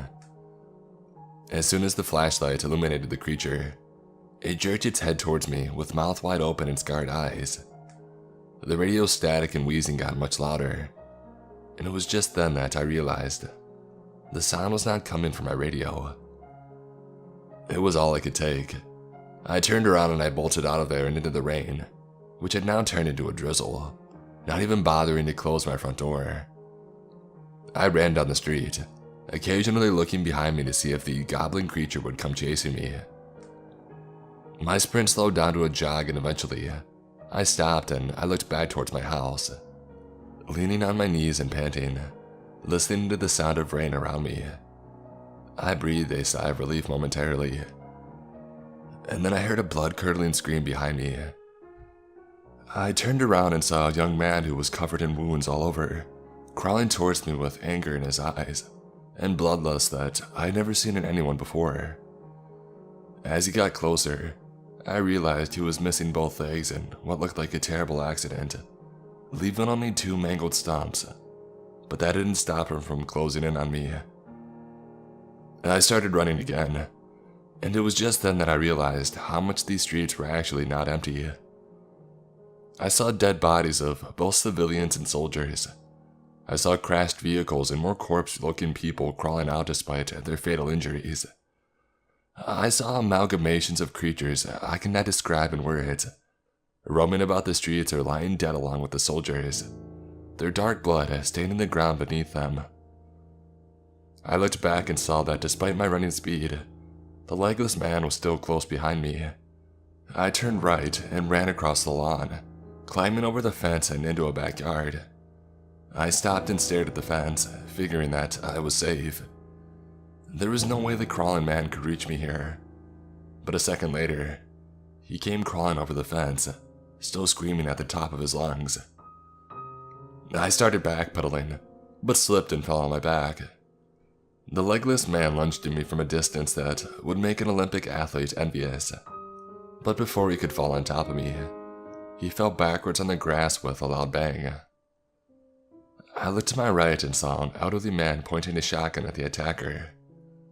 The legless man got right back up and started crawling again, until the man blasted him one more time. This time, the crawler fell backwards and writhed on the floor with a scream impossible to be made by humans, before completely ceasing all movement and noise, and I was left with nothing but the sound of rain again. And then the old man cocked his shotgun once more. I looked up at him and saw that he had it trained at me, and the way his knuckles had turned white, I knew that he was ready to shoot me right there. "Wait, don't shoot! I'm not one of them!" I raised one hand, still sitting on the ground. "Prove it," he said with a rough voice. "What do you mean, prove it? I'm talking to you, aren't I?" I scoffed. "That don't mean shit," he spat on the ground. "Look, I just left my home minutes ago because of all the crazy stuff that's happening. I have no idea what's going on, I swear," I recited in one breath. He didn't budge for a while, and the expression on his face looking like he was weighing his options. Finally, after a moment of contemplation, he lowered the gun down and gave me his hand, saying, "You'll catch a cold out here, son. Let's get you inside." A young woman with cargo pants with a gun in her hand opened the back door of the old man's house. When she saw us, she stepped aside and let us in, while carefully eyeing me. "Take your damn shoes off," the old man said. "I don't want you tracking no mud inside." "Dad, no. He might need to run out quickly in case they get inside," the girl said. "Fine." The man grunted and proceeded into the living room, leaning his shotgun on the sofa where he sat.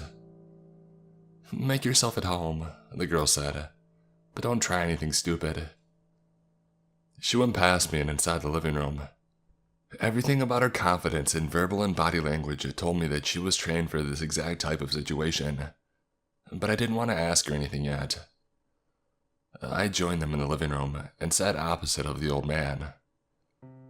"Name's Harry," he said as he lit a cigarette. "And this here is my daughter, Alyssa." I introduced myself as the old man kept staring at me silently. I couldn't decipher any emotions on the old man's face. "You live close by, don't ya?" Harry asked. "Yeah, a few blocks away.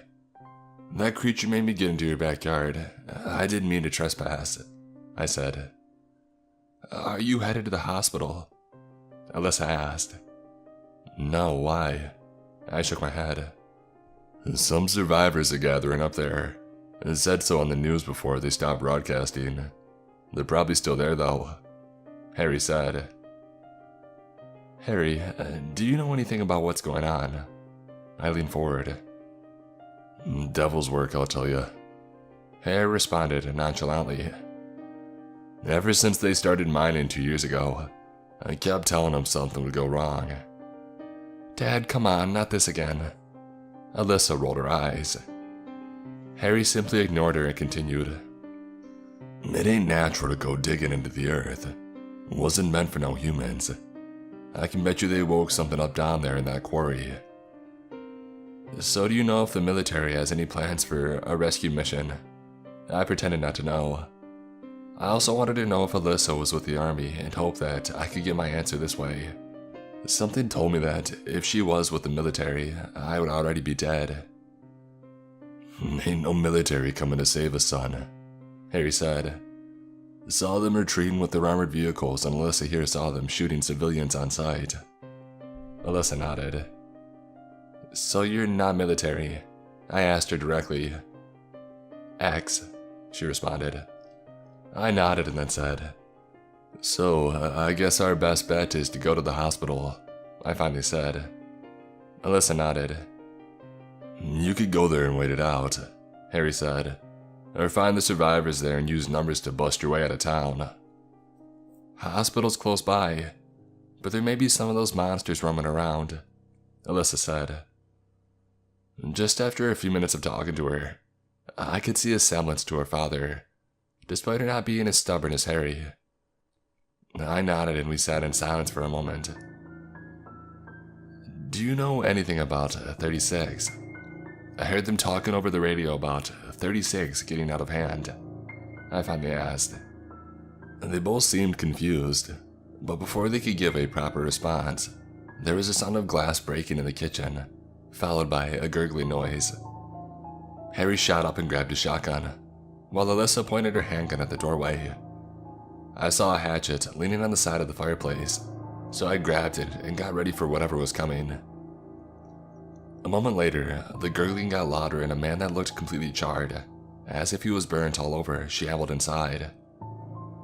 When he saw us, his gurgling turned into a painful scream, which were cut short with Alyssa's bullet to the head. Another sound of glass breaking, this time behind us, and another charred person, a woman, jumped inside, completely ignoring the deep cuts on her body from the broken window. She started crawling towards me, and when she grabbed onto my foot, something kick-started my fight-or-flight instinct. I raised the hatchet above my head and brought it down with full force on the woman. The blade struck the top of the woman's skull, making her stop moving completely. I didn't have time to react, as another charred person stumbled in through the window, this one having patches of blazing skin on his body. I pulled the hatchet out of the woman's skull, but the man managed to grab my hand before I could swing again. A loud bang resounded, and the man fell dead from another one of Alyssa's bullets. More of them kept coming in, and the room turned into a cacophony of gunshots, and Harry's, "Come on, you ugly son of a guns," shouts. I managed to bring down one more charred creature with a hatchet, and as I turned around, I saw that one of them tackled Alyssa to the ground and thrashed violently, while she tried to free her hand of his grip and shoot him. I swung the hatchet as hard as I could, embedding it into the attacker's collarbone. He screamed an inhuman scream and fell backwards when I pulled out the blade. He started scooting back with his heels, holding his bleeding shoulder, but by this point, adrenaline took over my actions completely, so I had no intention of stopping. I gripped the hatchet with both hands and brought it down on the creature over and over, first severing one of his arms at the forearm, and then finally killing him with a strike to the face. Just then I realized everything was quiet again. No gunshots, no gurgling, no swearing on Harry's end, just the sound of our panting. "I owe you." Alyssa patted me on the shoulder as she stood up. "I bet you're thankful now you didn't have to take off those shoes." "These goddamn assholes," Harry cursed as he reloaded his gun. "You can't stay here any longer, kids. Get to the hospital." "Wait, what about you?" Alyssa interjected. "I ain't leaving our home behind." "Don't be stupid, Dad. If you stay, you'll die." "I promised your mama that this would always be our home. I'm not letting these hellspawn take it away from us."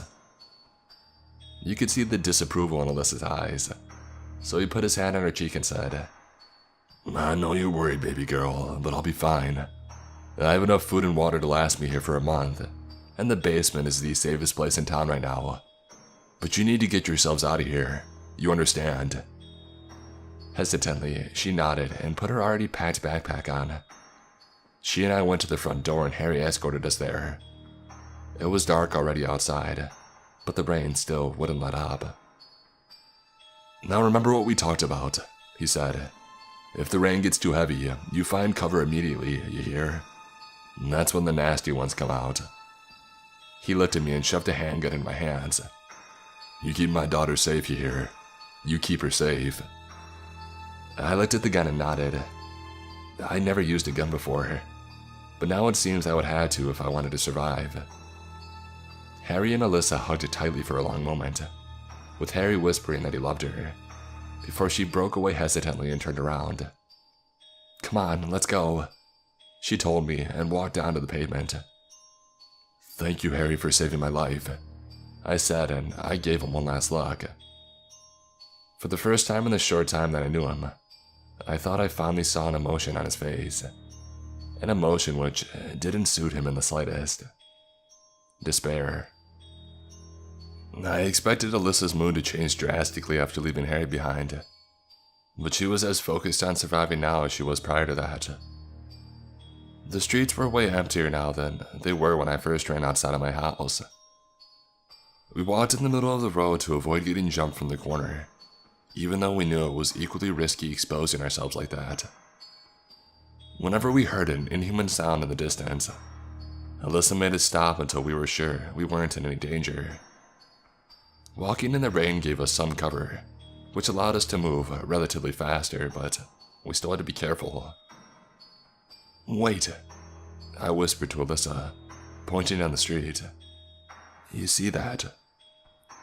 There was a little girl a few hundred yards away from us, standing in the middle of the road, facing away from us. My initial instinct was to go and see if she was okay, but based on everything I had seen by that point, I knew there was a high probability that this wasn't a little girl in distress at all. I was right because, as soon as Alyssa saw her, she cursed under her breath and pulled me aside behind a bush. "What's wrong?" I asked. "Whatever you see there, that's not a little girl." Alyssa peeked behind the bush where we hid. "Saw her or someone resembling her a bit earlier. She stayed exactly like that when a guy approached her to help her in the chaos. She turned around and she had no freaking eyes or nose. Instead, her entire face was replaced by a big vertical line for her mouth with sharp teeth. The poor guy never stood a chance." "So what do we do?" I asked. "Let's try a different street," she suggested. We snuck through her backyard, ignoring the dead bodies along the way, and went through to the adjacent street. Halfway through, I heard a pained groan coming from a dark alley to my left. I readied my hatchet, while Alyssa readied her gun. A creature crawled out into the light, barely able to pull its own weight with what was left of its human-looking arm. The thing looked like a swollen blob in its shape, barely recognizable where the head was, which I could only tell from the eye visible under the heavily swollen blisters.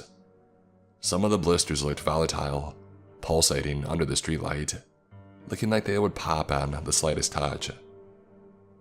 I tried not to think about whether it used to be a human, as it pathetically dragged itself towards us, groaning through the small slit of a mouth, the one visible eye wide open, and darting from Alyssa to me intermittently.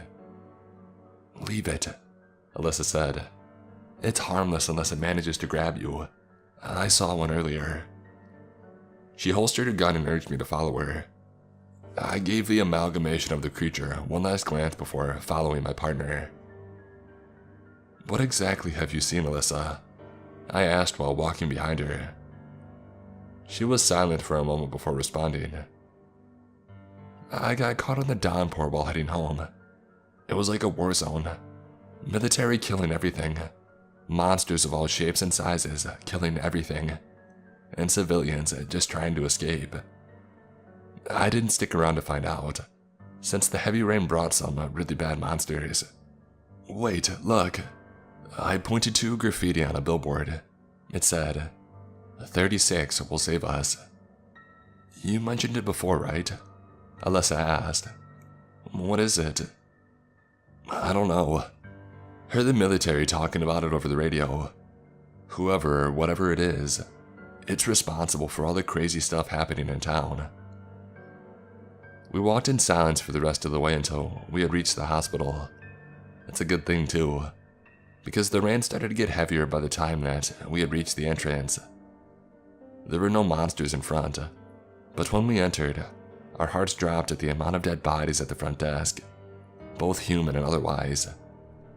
Shit, Alyssa cursed quietly and readied her gun. This was a bad idea. We should get out of here, I said.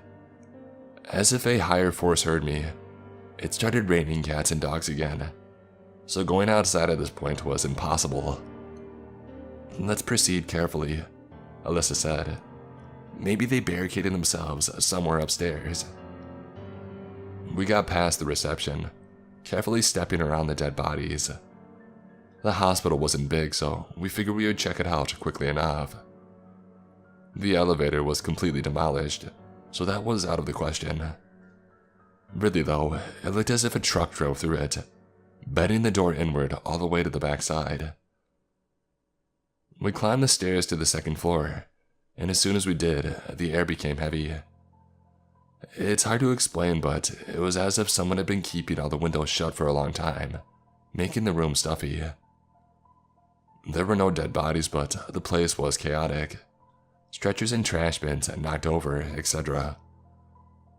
Let's split up to check each side separately, Alyssa said when we reached the end of the corridor. I'll check the patient rooms on this side, you check that one. Let's meet up here once we're done, and if you see anything, scream. I wasn't exactly happy at the thought of roaming this place alone, but I hesitantly nodded and we split up. All the other rooms were empty, just like the rest of the floor. It didn't make sense. But the only possible outcome was that the survivors probably barricaded themselves on the third floor. I came back to the meeting point and then I heard Alyssa calling me from around the corner. Hey, come check this out, she said from one of the rooms. Coming, I said, and I followed her voice. Just when I was about to open the door, I felt a firm grip on my left hand. I jerked my head in that direction and saw Alyssa holding my wrist, shaking her head with a worried look on her face. Don't, that's not me, she whispered with a trembling voice. My mind couldn't process what I was looking at. I stared at her and then back at the door. Hey, you still there? Alyssa's voice came from the room again, followed by an approaching set of footsteps. Come on. The Alyssa still holding my wrist pulled me into one of the adjacent rooms, where we quickly hid inside the locker. Quiet now, she whispered. A second later, the door opened, and through the cracks I saw Alyssa walking in and looking around. Damn it, where'd he go? She mumbled and turned around to leave the room. Just then, I felt the grip on my wrist tighten even more. I looked down and in the dark, I saw the hand holding it. But it wasn't Alyssa's hand. The fingers which held me were bony and elongated.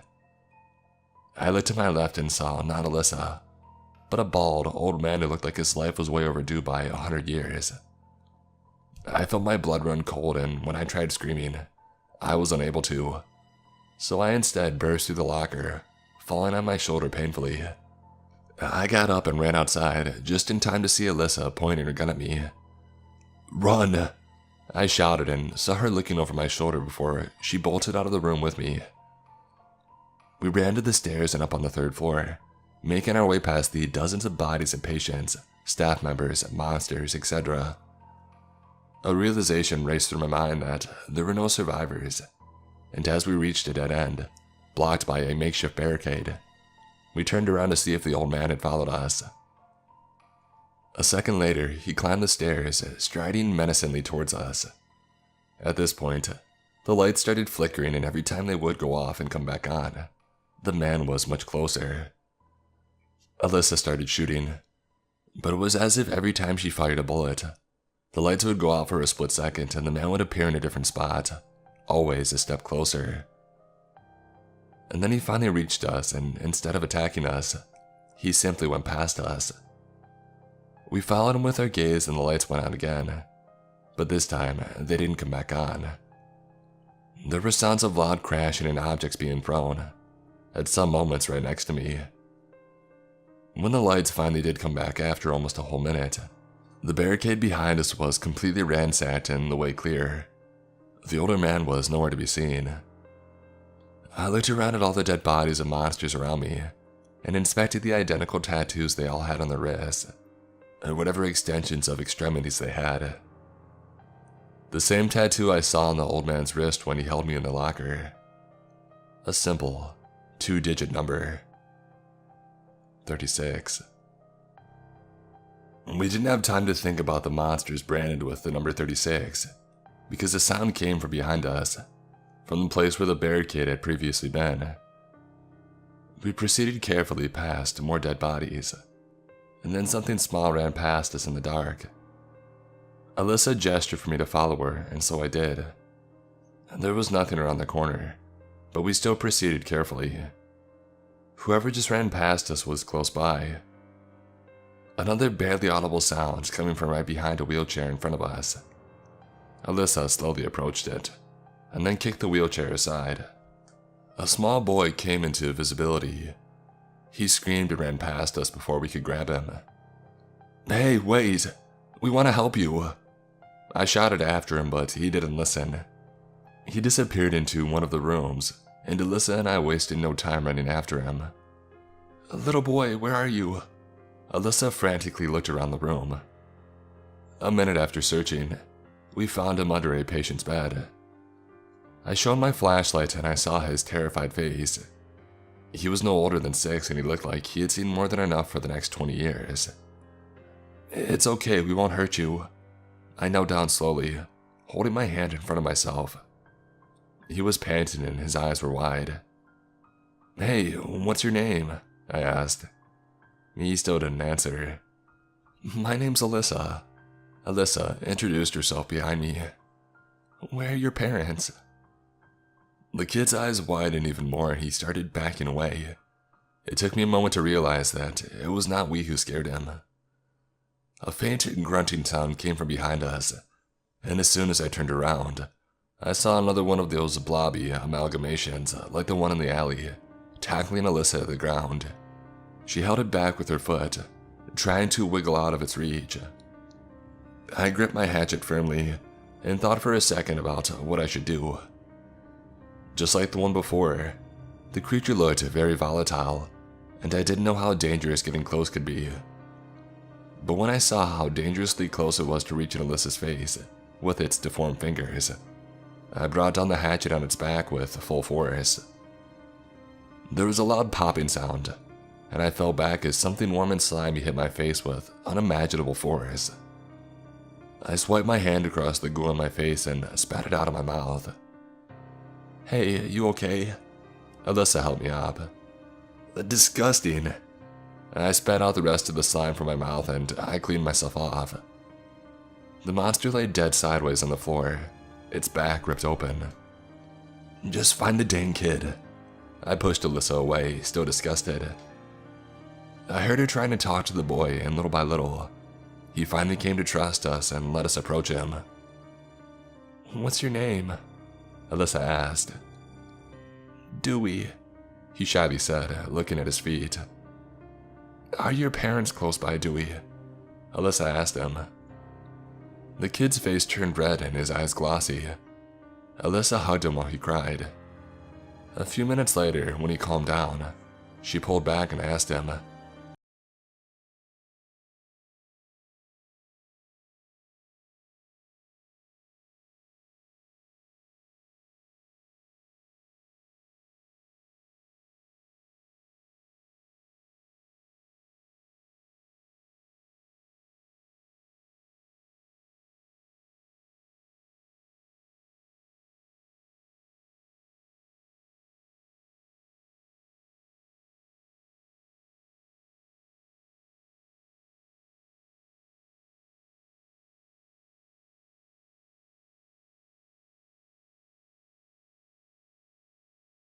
I asked. Dad said that we couldn't leave the city because the soldiers were bad. So they planned to go to the old mine where 36 was. But when Dad said that they had to get rid of 36, Martin got angry and that's when he attacked everyone. The old mine? Why would they go there? Alyssa asked. Hey, maybe your father was onto something after all. I smiled. What else do you remember, Dewey? Dewey thought for a moment. Martin told me I could be saved if I went with him, but I didn't want to go. A bad man was there who wanted to hurt me, but Martin said no. So they went there. There really might be something there, I said. Dewey, how many men were with Martin? Dewey counted on his fingers for a moment before responding with a simple 6. If we take them by surprise, we can take all of them, I said. Alyssa looked uncertain, so I said, Look, chances are all exits out of town are heavily guarded by military. But if we can get to the bottom of this whole thing, we may be able to undo some of the damage and maybe even survive. She nodded and looked at the kid. Dewey, you'll have to come with us. We'll keep you safe. By the time we got out, the rain was a mere drizzle again. Since the mine was on the other side of town, we took the closest functioning car that we could find. To hell with the noise and monsters. I let Alyssa drive. Although we saw monsters on the road, most of them didn't seem to care about us. They would glance at us and then continue roaming mindlessly, as if they knew they couldn't catch us in the car. You okay, Alyssa? I asked when she got really quiet. Dewey was sleeping in the back by this point. Yeah, she said. Just thinking about my dad. You know, he used to take me to this park right here every weekend when I was a kid. Oh, Harry didn't seem like the gentle type. I smiled. He wasn't, she smiled back. We would do military drills there while everyone else played. You wanted to be a soldier ever since you were a kid. Yeah, and I enjoyed every second of it. You know, one time when he wasn't looking during training, I sat on the swing just for fun to take a break. Not a minute later, I fell off and I hurt myself. He saw me, and when he approached me, he said, Baby girl, while you're having fun there, your enemies are training hard, and you're making it that much easier for them to kill you in combat. There's time for fun, but it's not now. Because while you're doing something, you need to do it with complete dedication. It helped me during boot camp, and after my mom passed. He said it's what helped keep him alive in war, too. I wonder if this is a little too much for him, though. Harry's tough. He could take down a whole horde of those creatures, I said. After a moment of silence, I spoke up again. You know, my father was never around. Always worked hard to provide for us. Whenever I asked to spend time with him, he said I'll thank him one day for always being busy. And then he died and I never thanked him for it. I didn't care about his money. I just wanted to spend time with him. And I never got that. It seems we both got polar opposites, Alyssa said. Yeah, you know this one time I started coughing. Are you okay? She asked. Yeah, probably just caught a damn cold from this rain, I said, clearing my throat. Well, don't go getting a fever on me now. We're here, she said. She pulled over in front of a huge, fenced-off area which led to the quarry. This place is huge, she said. Where do we even start? I think I've got an idea, I said, pointing to one of the signs on the fence. There is an arrow pointing to the right side, and it said, Site 36, this way. You should probably stay with Dewey while I scout ahead, I told Alyssa.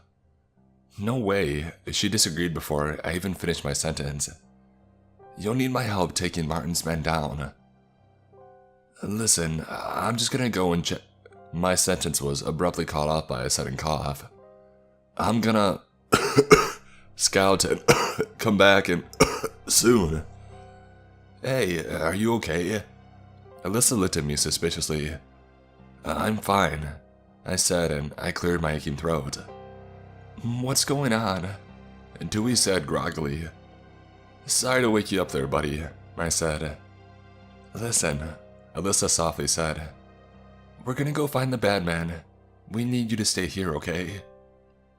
Dewey was less than enthused by this, so Alyssa went on to explain why we needed him to stay quietly in the car while we checked out the mine. After a few minutes of convincing, he finally agreed when Alyssa told him that his job is to keep the car safe, deeming it an extremely important task. "We'll be back soon, okay?" I told him and smiled reassuringly. As soon as we had closed the car doors behind us, Alyssa took point and carefully proceeded on the old dirt road leading to the quarry. The place seemed to be deserted, not counting the dozens of dead bodies of both humans and monsters. The rain still wasn't letting up, and my guess was it wouldn't for a long time. We followed the arrow signs to 36 until we started hearing faint noises in the distance. The cacophony of screams, growls, and moans was definitely coming from numerous monsters, but we couldn't see in the dark where they were. We followed the only remaining path to sight at 36, with the noise getting louder and louder. We finally reached an opening, and it didn't take us long to realize we were at the edge of the quarry itself. The noise was coming from the direct center, and when we looked in that direction, we gasped. Hundreds, no thousands of monsters were converging atop each other like a huge swarming pile. Monsters of all shapes and forms, forming a nightmarish abomination of a mountain. Although a lot of the stray ones looked in our direction, they didn't seem too concerned about us, but we tried not to make any sudden moves nevertheless. "Look, entrance 36. Alyssa pointed at the distance. "It looks like we have to go around them," I said. "I don't think they'll hurt us, but let's be really careful and keep our distance." I took point this time, and just as I had predicted, the monsters weren't aggressive, despite making eye contact with us. Still, we proceeded carefully around the horde, keeping as far away as we could from the big pile. The mountain of monsters was a lot bigger and louder than I thought when we got closer to it, and it became clear that the monsters were constantly falling and climbing and falling over and over and over. Entering the dark mine labeled as 36 felt claustrophobic, but also relieving to leave the army of monsters behind. "Carefully," Alyssa whispered, pointing her torch in front of us.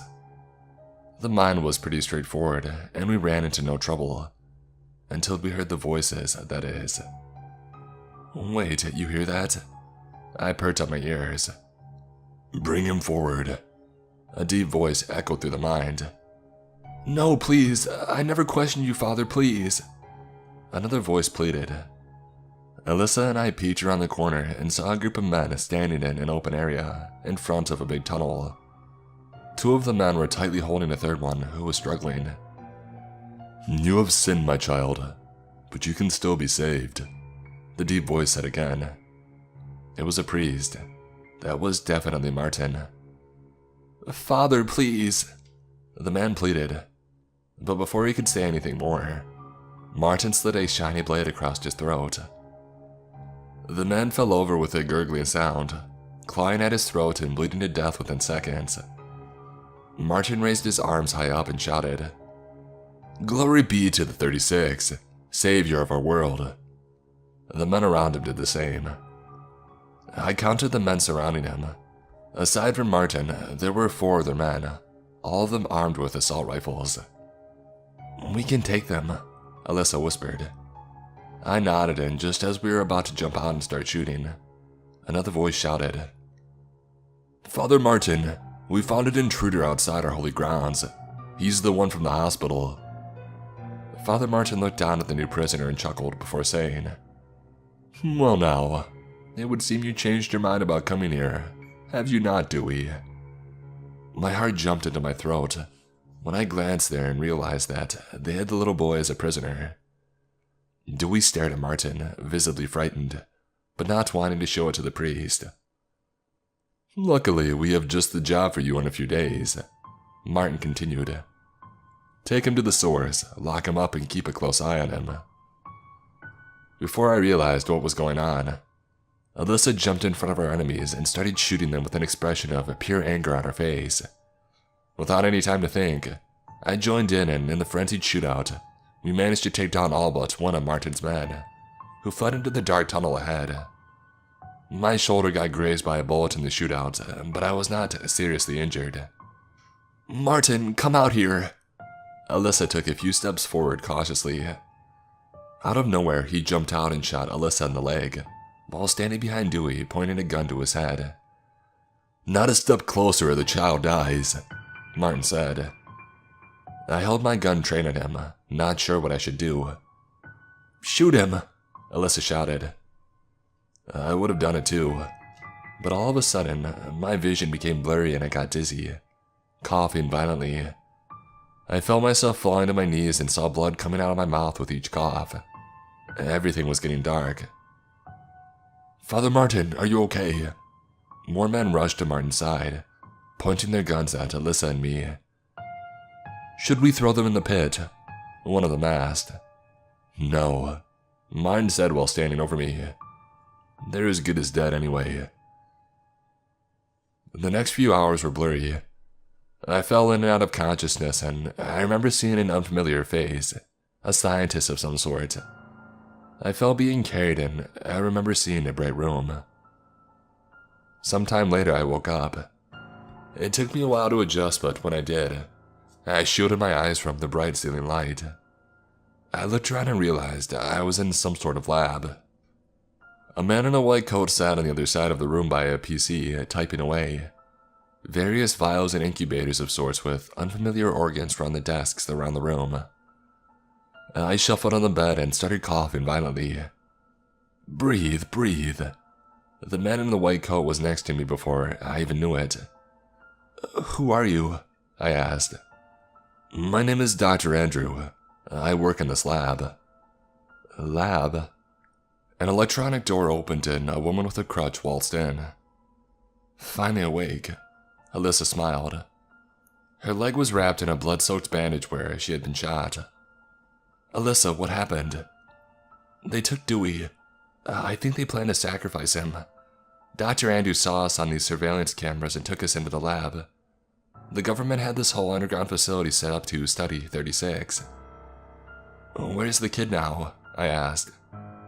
"They took him all the way deep into the heart of 36, Andrew said, "to where the monsters are emerging from. Then we need to go save him." I stood up on wobbly legs, trying to steady myself.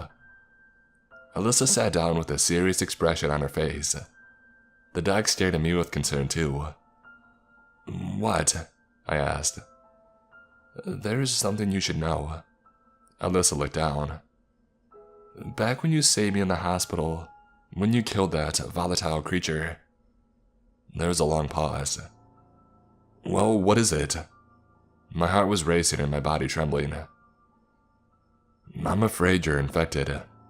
Andrew finally spoke up. "The good news is it's not contagious and it doesn't turn you into one of those creatures. It seems to be a new form of bacteria which we've never seen before. So, here comes the bad news. Once infected, the bacteria attaches itself to the lungs of the host, and..." "Save the BS, Doc," I said quietly. "How long do I have?" "It's hard to say.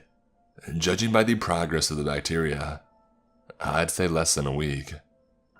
I chuckled, unable to process what I was hearing. After a long pause, I said, "You said they took Dewey all the way deep, right?" Alyssa interjected. "You can't be serious. You can't." "I'm the only one who can save him." I tried not to yell too much, since my chest was burning.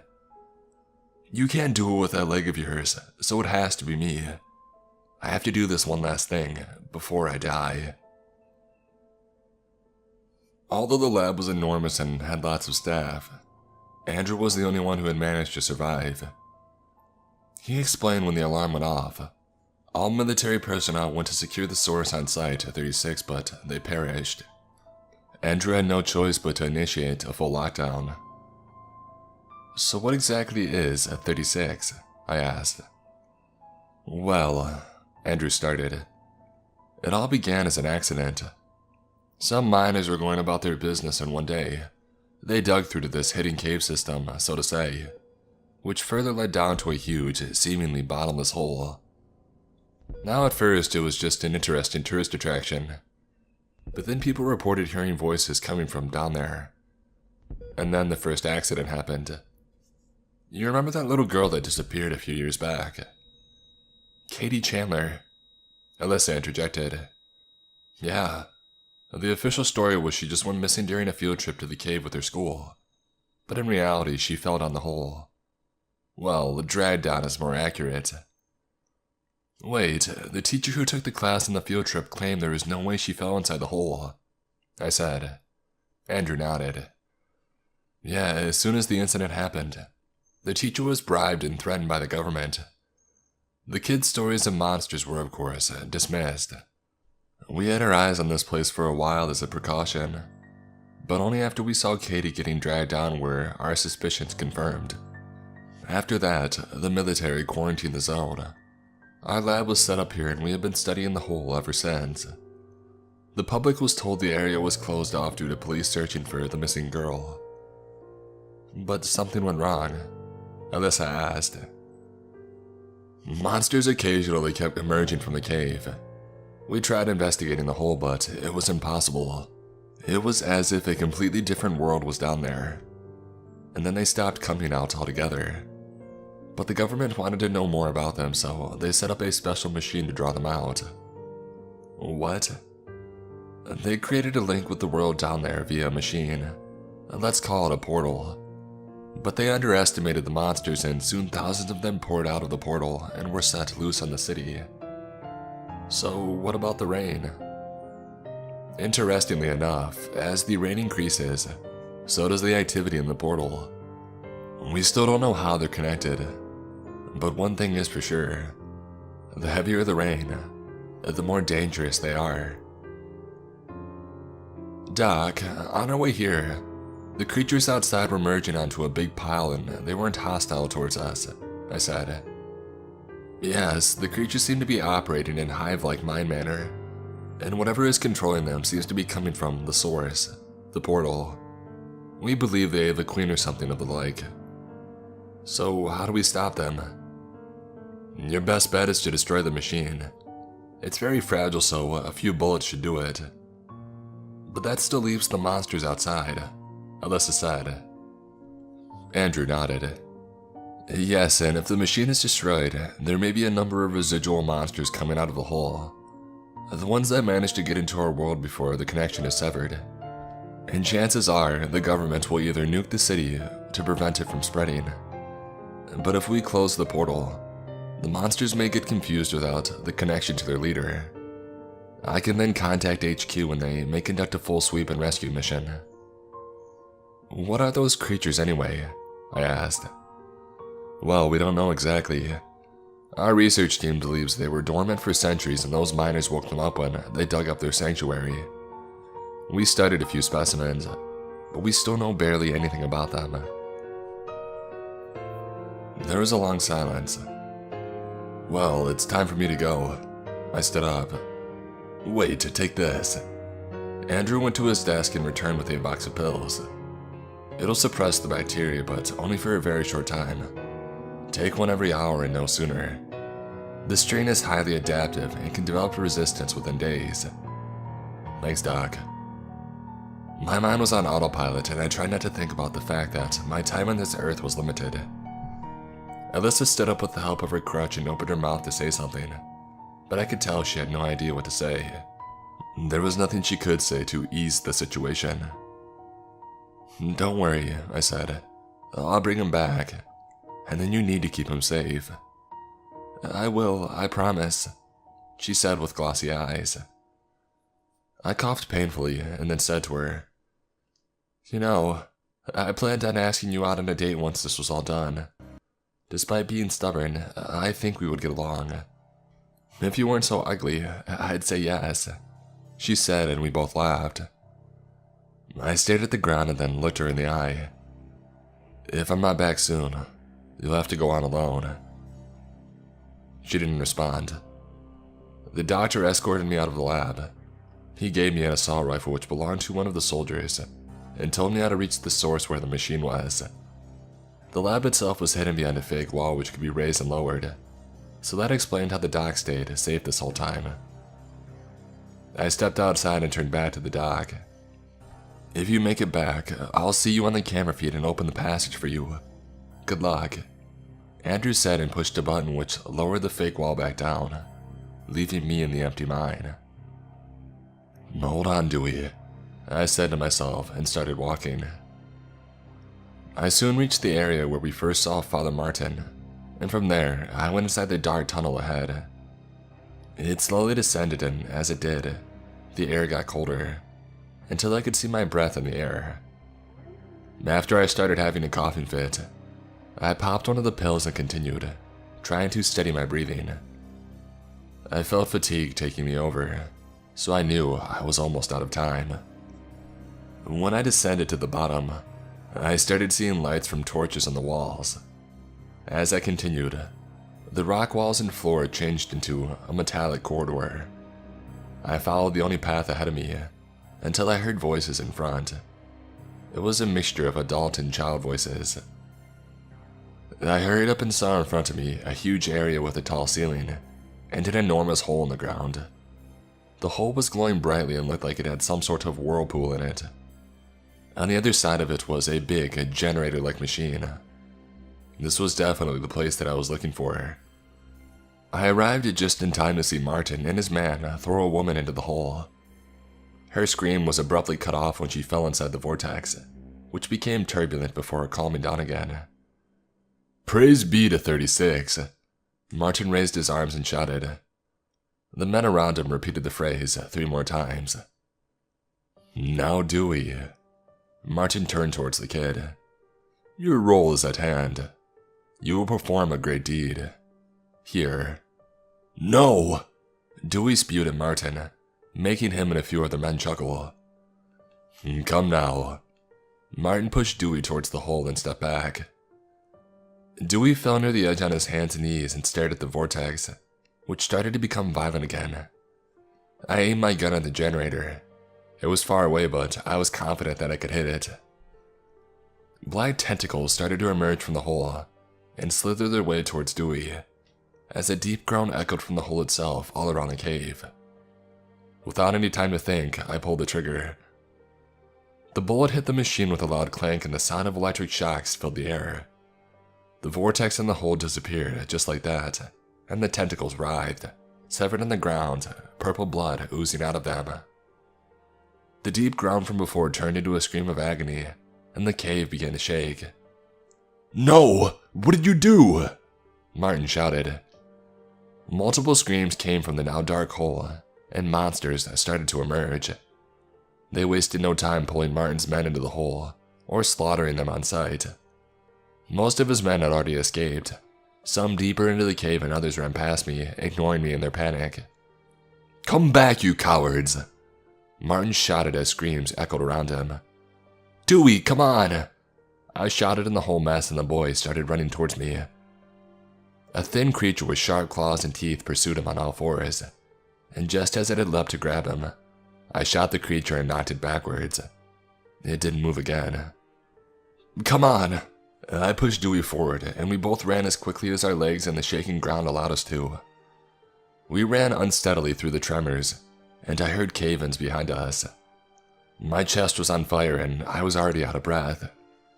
"Dewey, run!" I said between breaths and continued staggering. And then I felt a powerful force knock the air out of me. I dropped the gun and I fell to my side. "You'll pay for that," Martin said as he punched me over and over. He then put his hands around my throat and started choking me.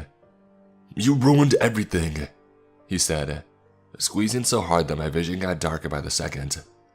"I'll kill you for what you've done." I raised my hands and punched Martin at the forearms as hard as I could, making his grip loosen. I then coughed up some blood in his face and kicked him away from me with the remaining strength. I turned around on my stomach and started crawling towards the gun on the ground. "No, you don't," Martin said from behind, and I felt myself getting dragged back by my feet. I turned back around to see him holding a big rock above his head. I raised my hands in defense and a loud bang ensued. Martin dropped the rock and a large red stain appeared on his chest. He stared at me in disbelief before finally falling down dead. "Rot in hell," Alyssa said, holding the gun, with Dewey behind her. "Come on, let's go," she said and held me up as much as she could with her bad leg. Screams started to fill the air again behind us. We ran back inside the lab and Andrew closed the secret passage, just in time for the monsters to slam into the impregnable wall. I fell on my knees, coughing violently. When I finally stopped, I felt weaker than ever, so much that I could barely stand. I lay on the bed while Andrew contacted HQ via radio. A few minutes later, he got a response and the military confirmed they would eliminate the remaining monsters and perform a search and rescue immediately. "You did it," Alyssa told me as she held my hand, but I couldn't respond since I fell out of consciousness.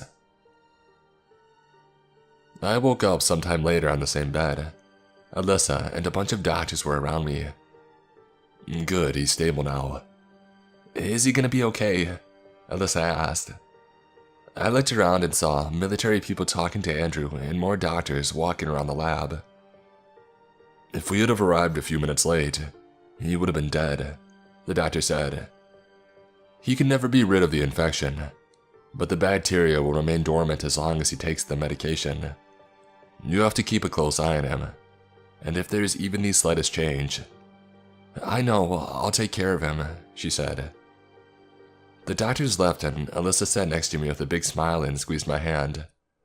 "Hey, you hear that? You're gonna be alright." I closed my eyes and I squeezed back. There was no news coverage about the incident, and all rescued survivors were forced to sign an NDA about the whole deal, under the threats of incarceration and even execution. The official reported story was that there was a virus outbreak, which had since been contained, despite the numerous casualties.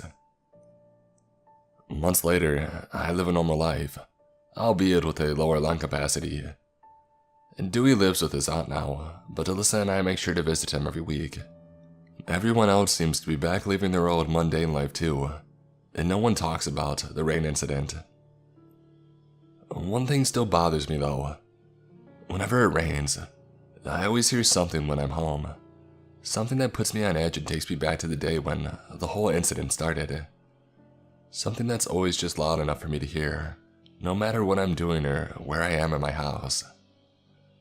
The unmistakable sound of footsteps splashing in my backyard.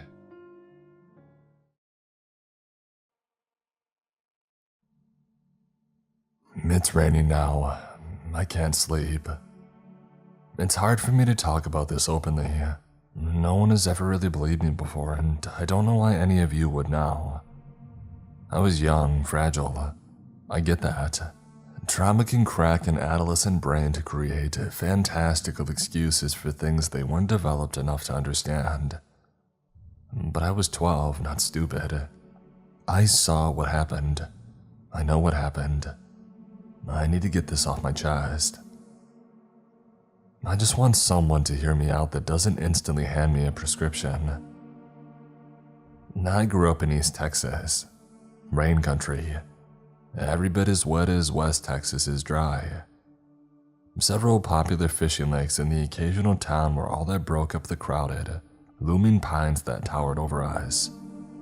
And timber was a boon. Many fathers paid their mortgage and put food on the table with the inevitable loan taken on their backs. Still, for as simple as they were, my family were quite capable. Hunters, lumberjacks, the occasional police officer or military vet. These were not soft people. And my Uncle Mick was one of the hardest. Not in his heart, of course. As cholesterol-laden as it was, the titan of a man was a softy at his core. Grizzled, scarred hands often pawed around mine, helping adjust a rifle sight, pulling a hook free from the gaping mouth of my first bass. Desperately pointing between the two numbers on my math homework question, he likely understood less than I did. Mick dwarfed my father by a clean foot, the eldest brother in a family born into log trade. Years of timber work made for wide shoulders and corded legs. He had built me a small writing desk for my 11th birthday in his carpentry shed. I adored it. Stars like the one we would camp under sporadically hand-carved into the pine sides. I still have it somewhere. I just can't look at it now. I cherish the sleepover memories. He had no kids himself after my aunt had passed. He never remarried. He had a standing offer that I could come over any time and stay any night. Many s'mores were consumed on his back porch those days under the Texas stars. Just me, him, and Blue. You know every redneck has or has had a dog named Blue, right? This is scientific law right between gravity and thermodynamics. To this day, I don't know if my uncle was being ironic or simplistic when he had named him. All I know is that by the time I met that blue tick hound, if he wasn't the oldest dog on planet Earth, he was in the top 3. Alright, that's the fun stuff. This is the part that's hard. Talking about that day, describing his house, it's tough. My psychiatrist says it's good to journal my thoughts, which brought me here. Even though I found a career in copywriting later in life, I've always fancied myself a writer. There are some things that I just don't have words for, or the words simply won't do justice to the reality of it. I'll do my best. It's been 24 years. He lived on a small ranch, nothing intense, more of a hobby than a livelihood. Still, he had a decent collection of animals to take care of. A coop housing 20 or so chickens that he would let out to roam his property every morning. Mixed in were a few stray ducks that had settled down with them. As a kid, I always enjoyed thinking that the ducks believed they were chickens themselves. I mean, it wasn't unusual to see a mother duck caring for a trail of baby chicks behind her, having nested a set of eggs after their hen was picked off by a hawk or a coyote. More importantly, he had a dozen goats. I don't remember what breed. He had built a wooden gymnasium for them to climb and play on, mainly to help lift them off the muddy earth when it rained. Hoof rot was a constant battle for livestock here. It was always a sonorous event when my dad pulled into the driveway, and that day was no different. Goats bleated for attention and food, and knowing they would receive both when I eventually convinced my uncle for us to go see them. Several chickens opened a full gate across the long, grassy yard towards my dad's F-150. Drawn caws echoed around the door as I opened it, expecting leftover tater tots or french fries. I loved it here. My house was 8 miles up the road, not too far but far enough a kid shouldn't walk it both ways. I waved at my dad as he pulled out of the drive and ran up to my uncle's front porch. Surprisingly, the door was locked. I don't remember a time that it was ever locked before. I made my way to the back porch, the one that I preferred anyway. The front had an awning to keep people that visited dry from the sporadic rain. The rear had no such obstruction, meaning the only obstacle to see those starry Texas nights were the treetops and the clouds. It was damp. The wet grass licked the sides of my tennis shoes, sharing their moisture a little too effectively. There had been a small shower earlier in the morning at my house, and it eventually moved this way, I had guessed. As I walked up the 3 small steps of the back porch, I heard a loud bang from his shed, like something had slammed against metal, followed by the sound of something hitting the ground, hard. I stared at my uncle's little red carpentry hut, but I heard no cry, no whimper, only silence. I took a single step towards it when a meaty palm landed on my shoulder with more weight than it had ever had before. "Hey, where's your dad?" Uncle Mick seemed to sputter. "You shouldn't be here." I watched him. I can't explain why, instinct or childhood curiosity. I really don't know why. I just remember that log of an arm guiding me to the back door of the house and his eyes. God, his eyes. They locked in the woodworking shed as we had moved inside. A kind of stare that predicates a fight or a hunt. Adrenaline-pumped orbs that an animal has before it's eaten by a large predator. I snuck one last glance at the shed and I was guided indoors, noting the crimson wooden walls and the bolted metal roof. There are two things to remember for younger readers here. First, we didn't have internet access in a lot of places in the 90s, especially in rural Texas. Wi-Fi was essentially sorcery, and we had no practicing wizards. Computers and phones had hard lines. My uncle quickly headed for the latter. And second, no cell phones. I ended up getting my first cell phone when I was an adult. I just got out of basic training and I had collected 2 paychecks to get one. They were a luxury in the early 2000s, and this was years before that. It's difficult to understand how alone you could truly be back then. This also meant that he had no way to contact my father, making the 8-mile drive back to our house. And that's when the rain started. Christ, the rain. In truth, the pattering droplets were my lullaby as a kid. No matter if I was at home in a vehicle, at my uncle's or friends, the irregular symphony of water tapping its chords on various surfaces always tugged my eyelids down. My uncle said that why when it stormed, his pregnant goats would normally give birth. Any predators would be hiding from the rain, opting to rest and wait instead. Plus the bonus of covering the scent of blood that would guide a carnivore to freshly born offspring, it wasn't lost to me, even back then. There was safety in the rain, a part of the world's order, an unspoken treaty that all natural creatures understood and abided by. I was naive. It was late at first. Uncle Mick's kitchen was attached to the back wall and had a large double-pane window that took in most of his backyard. As the rain steadily grew, the chicken coop and goat stable slowly faded out of view, leaving the only real visuals in the downpour being a handful of tree trunks in the porch itself. Blue came up to me in the kitchen.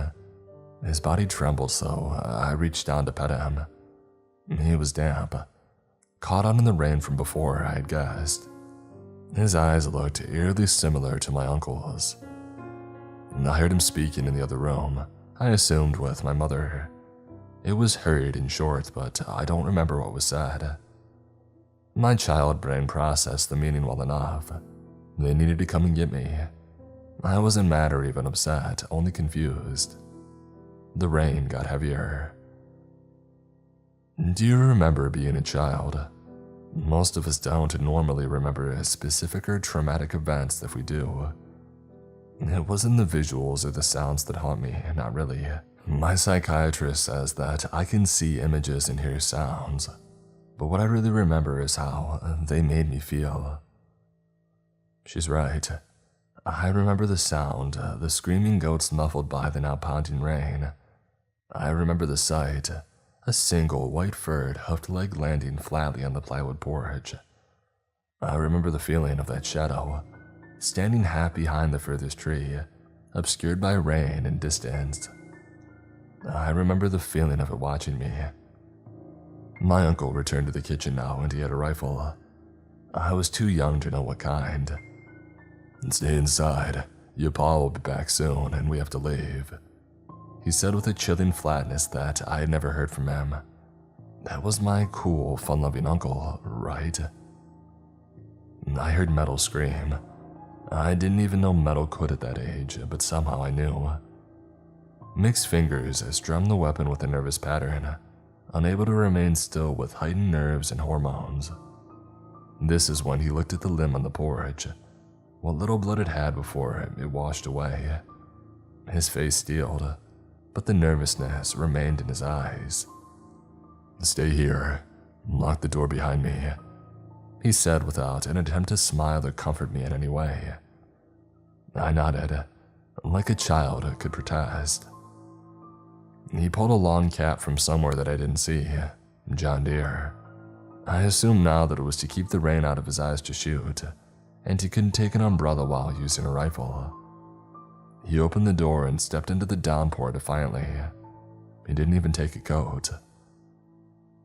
I've said for years that the one thing humanity has never deserved are dogs. Whatever fate my uncle was going to face out there, he wasn't going alone. Blue faithfully passed through the frame as well. The truest, purest love a man will ever have is with his dog. Whatever happened now, as in all parts of their lives, the best friends would face it together. I slid the deadbolt on the back door and I hurried to the window. I couldn't hear the goats anymore, if I had heard them at all. The rain had grown harder somehow, loud enough that the pounding on the roof sounded like being under 100 out of sync marching bands. The furthest trees, including the one with the shadow before, were no longer visible. I could barely see past at the edge of the porch now. My uncle grabbed an axe from the stack of firewood. He stuck the handle into the back of his belt until the metal head hung snugly on it. Drenched already, both hands in the rifle, he marched down the stairs toward the pens, Blue dutifully beside him. They were gone in moments. It's hard to explain how the next few minutes felt. I remember hearing my breathing, a little more than shallow gasps. I remember seeing a shadow, I think, dart somewhere to my right. I remember that feeling, being helpless, that ominous, overbearing pressure of a child's fear. The weirdest part of it all was the silence. Christ, the silence. The thunderless storm drove straight down, lacking both electricity and wind. It was like being under a waterfall, noise crashing completely around me in every direction. But I'm telling you, there was silence. I felt anguish in that waiting, that desperate anticipation to hear something, anything other than that god-awful rain. I ran to the landline.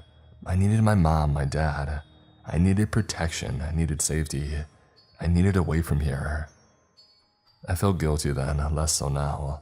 Like I was abandoning my uncle to his fate, as if I could do anything to help him. Silence, again.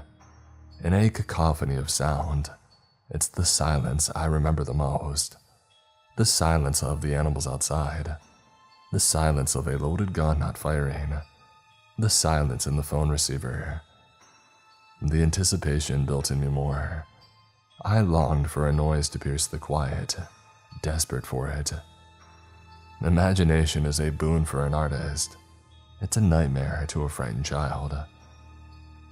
I still think that I heard a gunshot then. At least I thought I did.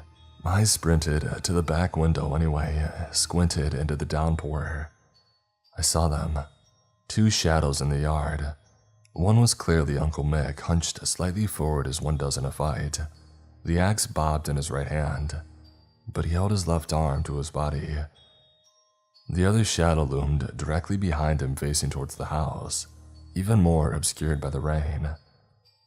It looked like a man in a long cape that pinched up between the shoulders, combining at the base of an overly round head, and it was taller than my uncle. Uncle Mick was 6'6", and my dad later told me he was a linebacker in school, the largest player on the team. Only one of the other lumberjacks was able to meet him eye to eye. He was looking up at it. I remember hearing his yell, unsure if it was rage or pain or both. I remember seeing the axe rise, remember those four massive shadows unfurling in the storm. Black tarps expanding out, a giant maw. Like a horrible carnivorous flower blooming in a forgotten jungle, ready to swallow him whole. I remember that feeling, God, that feeling, as those quad wings slammed downward, launching both shadows into the air and out of sight in a single soundless burst. The feeling of disbelief, of shock, of dread, the feeling of my heart sinking to my feet. And then the silence. I remember the silence. I shook so hard that my head was physically rattling. Vision shakily scanned what distance they could make. He was gone, just gone. It was like that for a long while too. I don't know how long. I just shook and stared. Time and horror stretched reality in odd ways. And then I saw the shadow. I don't know how long it had been there or how I had missed it. I never saw it move. It was simply there, slightly to the left of the porch. I couldn't see its eyes, but it was staring at me. I could feel it. My breathing had slowed to a crawl, but it stopped completely when I noticed a second shadow behind it, and then the third. I ran to my uncle's room. I didn't know what else to do. I squeezed my frame underneath his beds, the irony even then not lost to me. A child hiding under the bed from monsters. I stayed there for so long. The rain never ceased, didn't even let up a little in that time. It was a crushing, oppressive sensation that even those words do not do justice. And then it finally happened. The silence broke with a new, growing sound. Sirens. The good guys were coming. Good guys with guns and tanks and rocket launchers, I had childishly hoped. Maybe Uncle Mick was still alive. Maybe they would get here in time to save him too. I emerged from under the bed now, making my way over to the bedroom door. It stood open, leading into a long hallway that saw directly down to the kitchen and out the rear window. I slowly slid one iris around the frame. I'll never forget.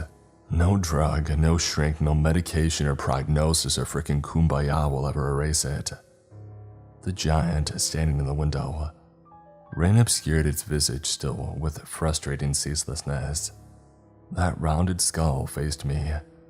The shadows circling down to the neck and then out to broad shoulders, and then running down out of sight under the frame. I could see no details still, and even as the sirens grew louder, I grew more afraid. It moved slightly. Its right shoulder rose as the arm did the same. 3 long shapes appeared from beneath the window, each home to an exaggerated claw. The trio tapped a 3-note staccato against the glass, as its left hand rose as well now. I screamed then. Not as a child and nothing so innocent. It was a bestial thing.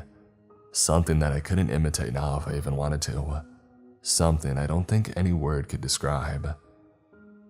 They said that I was screaming still when they had found me wedged between my uncle's nightstand and bed frame, curled in a weighty, nerved Aladdin ball. The last real memory that I have is intangible. Not the shadowy, haunting visage unreadable in the storm. Not the sound of those vile digits taunting me with their irregular, chaotic cadence upon the glass that I could somehow hear over the rain. Not even the sight of its left hand slowly lifting my uncle's scalp above the window's lip. My psychiatrist is right. As horrifying as these images are, and as weird as it sounds, my final memory is a feeling. The feeling of a hidden sneer. A quieted joy that monster had with its raw terror. It was no animal. It was not mindless. It acted with purposeful, deliberate malice.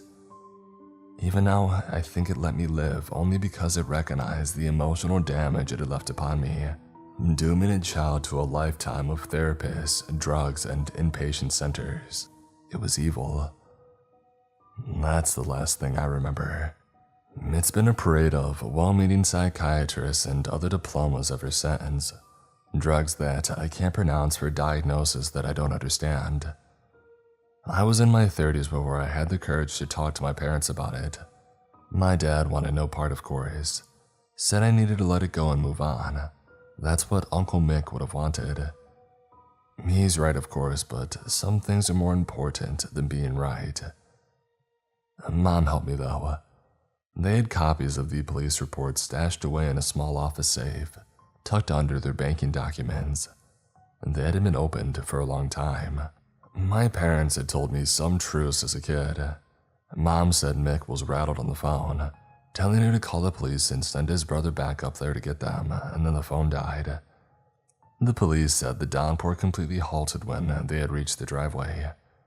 Not that it died down in severity before eventually fading completely, the way that rain normally does. The rain stopped. Just stopped. They also told me that all the animals were missing. Goats, chickens, ducks. Blue. There was no blood and no feathers or fur tufts. They were just gone. They also told me one lie. We held a traditional wake for Uncle Mick, but not a funeral. My parents told me that they never found his body. It had vanished with the others. My uncle always said that when he died, He wanted to be cremated and his remains scattered on his property. Well, he got half his wish. I shouldn't have looked at those pictures. There was a final question the police also couldn't answer. The last Polaroid in the folder, my uncle's little red woodshed. The corner of the metal roof now pointed skyward, ripped and twisted into a standing position. The officers had made only one note about it, chalking it up to the storm. Tornadoes did damage like this all the time, I grant that, but not without damaging the trees, the pens, or the frickin' house right next to it. I often try to disassociate, to see it from the outside as a normal adult would. What's more likely, a pack of rain demons or a small twister? I get it. But I am no normal adult. I've never gotten to be a normal adult. I still see it sometimes in my sleep. Imagine it stalking up on my urban apartment window to finish its job from decades earlier. Me finally ripe from dread like some kind of succulent human fruit. I still hear the rain sometimes, either a small patter outside my Nevada window, on the rare occasions that we do get rain, or the last few drips from a leaky faucet or a showerhead that rings far louder than it should. I always expect that oppressive cascade of sound to slowly build its weight behind them. I remember the way the rain used to lull me to sleep as a child. Now it heralds to a foreboding, nauseating night of panic attacks and no sleep. I still feel it, like it's out there, like it knows me, knows where I am and what I'm feeling. Like this is what it wanted. I need a drink.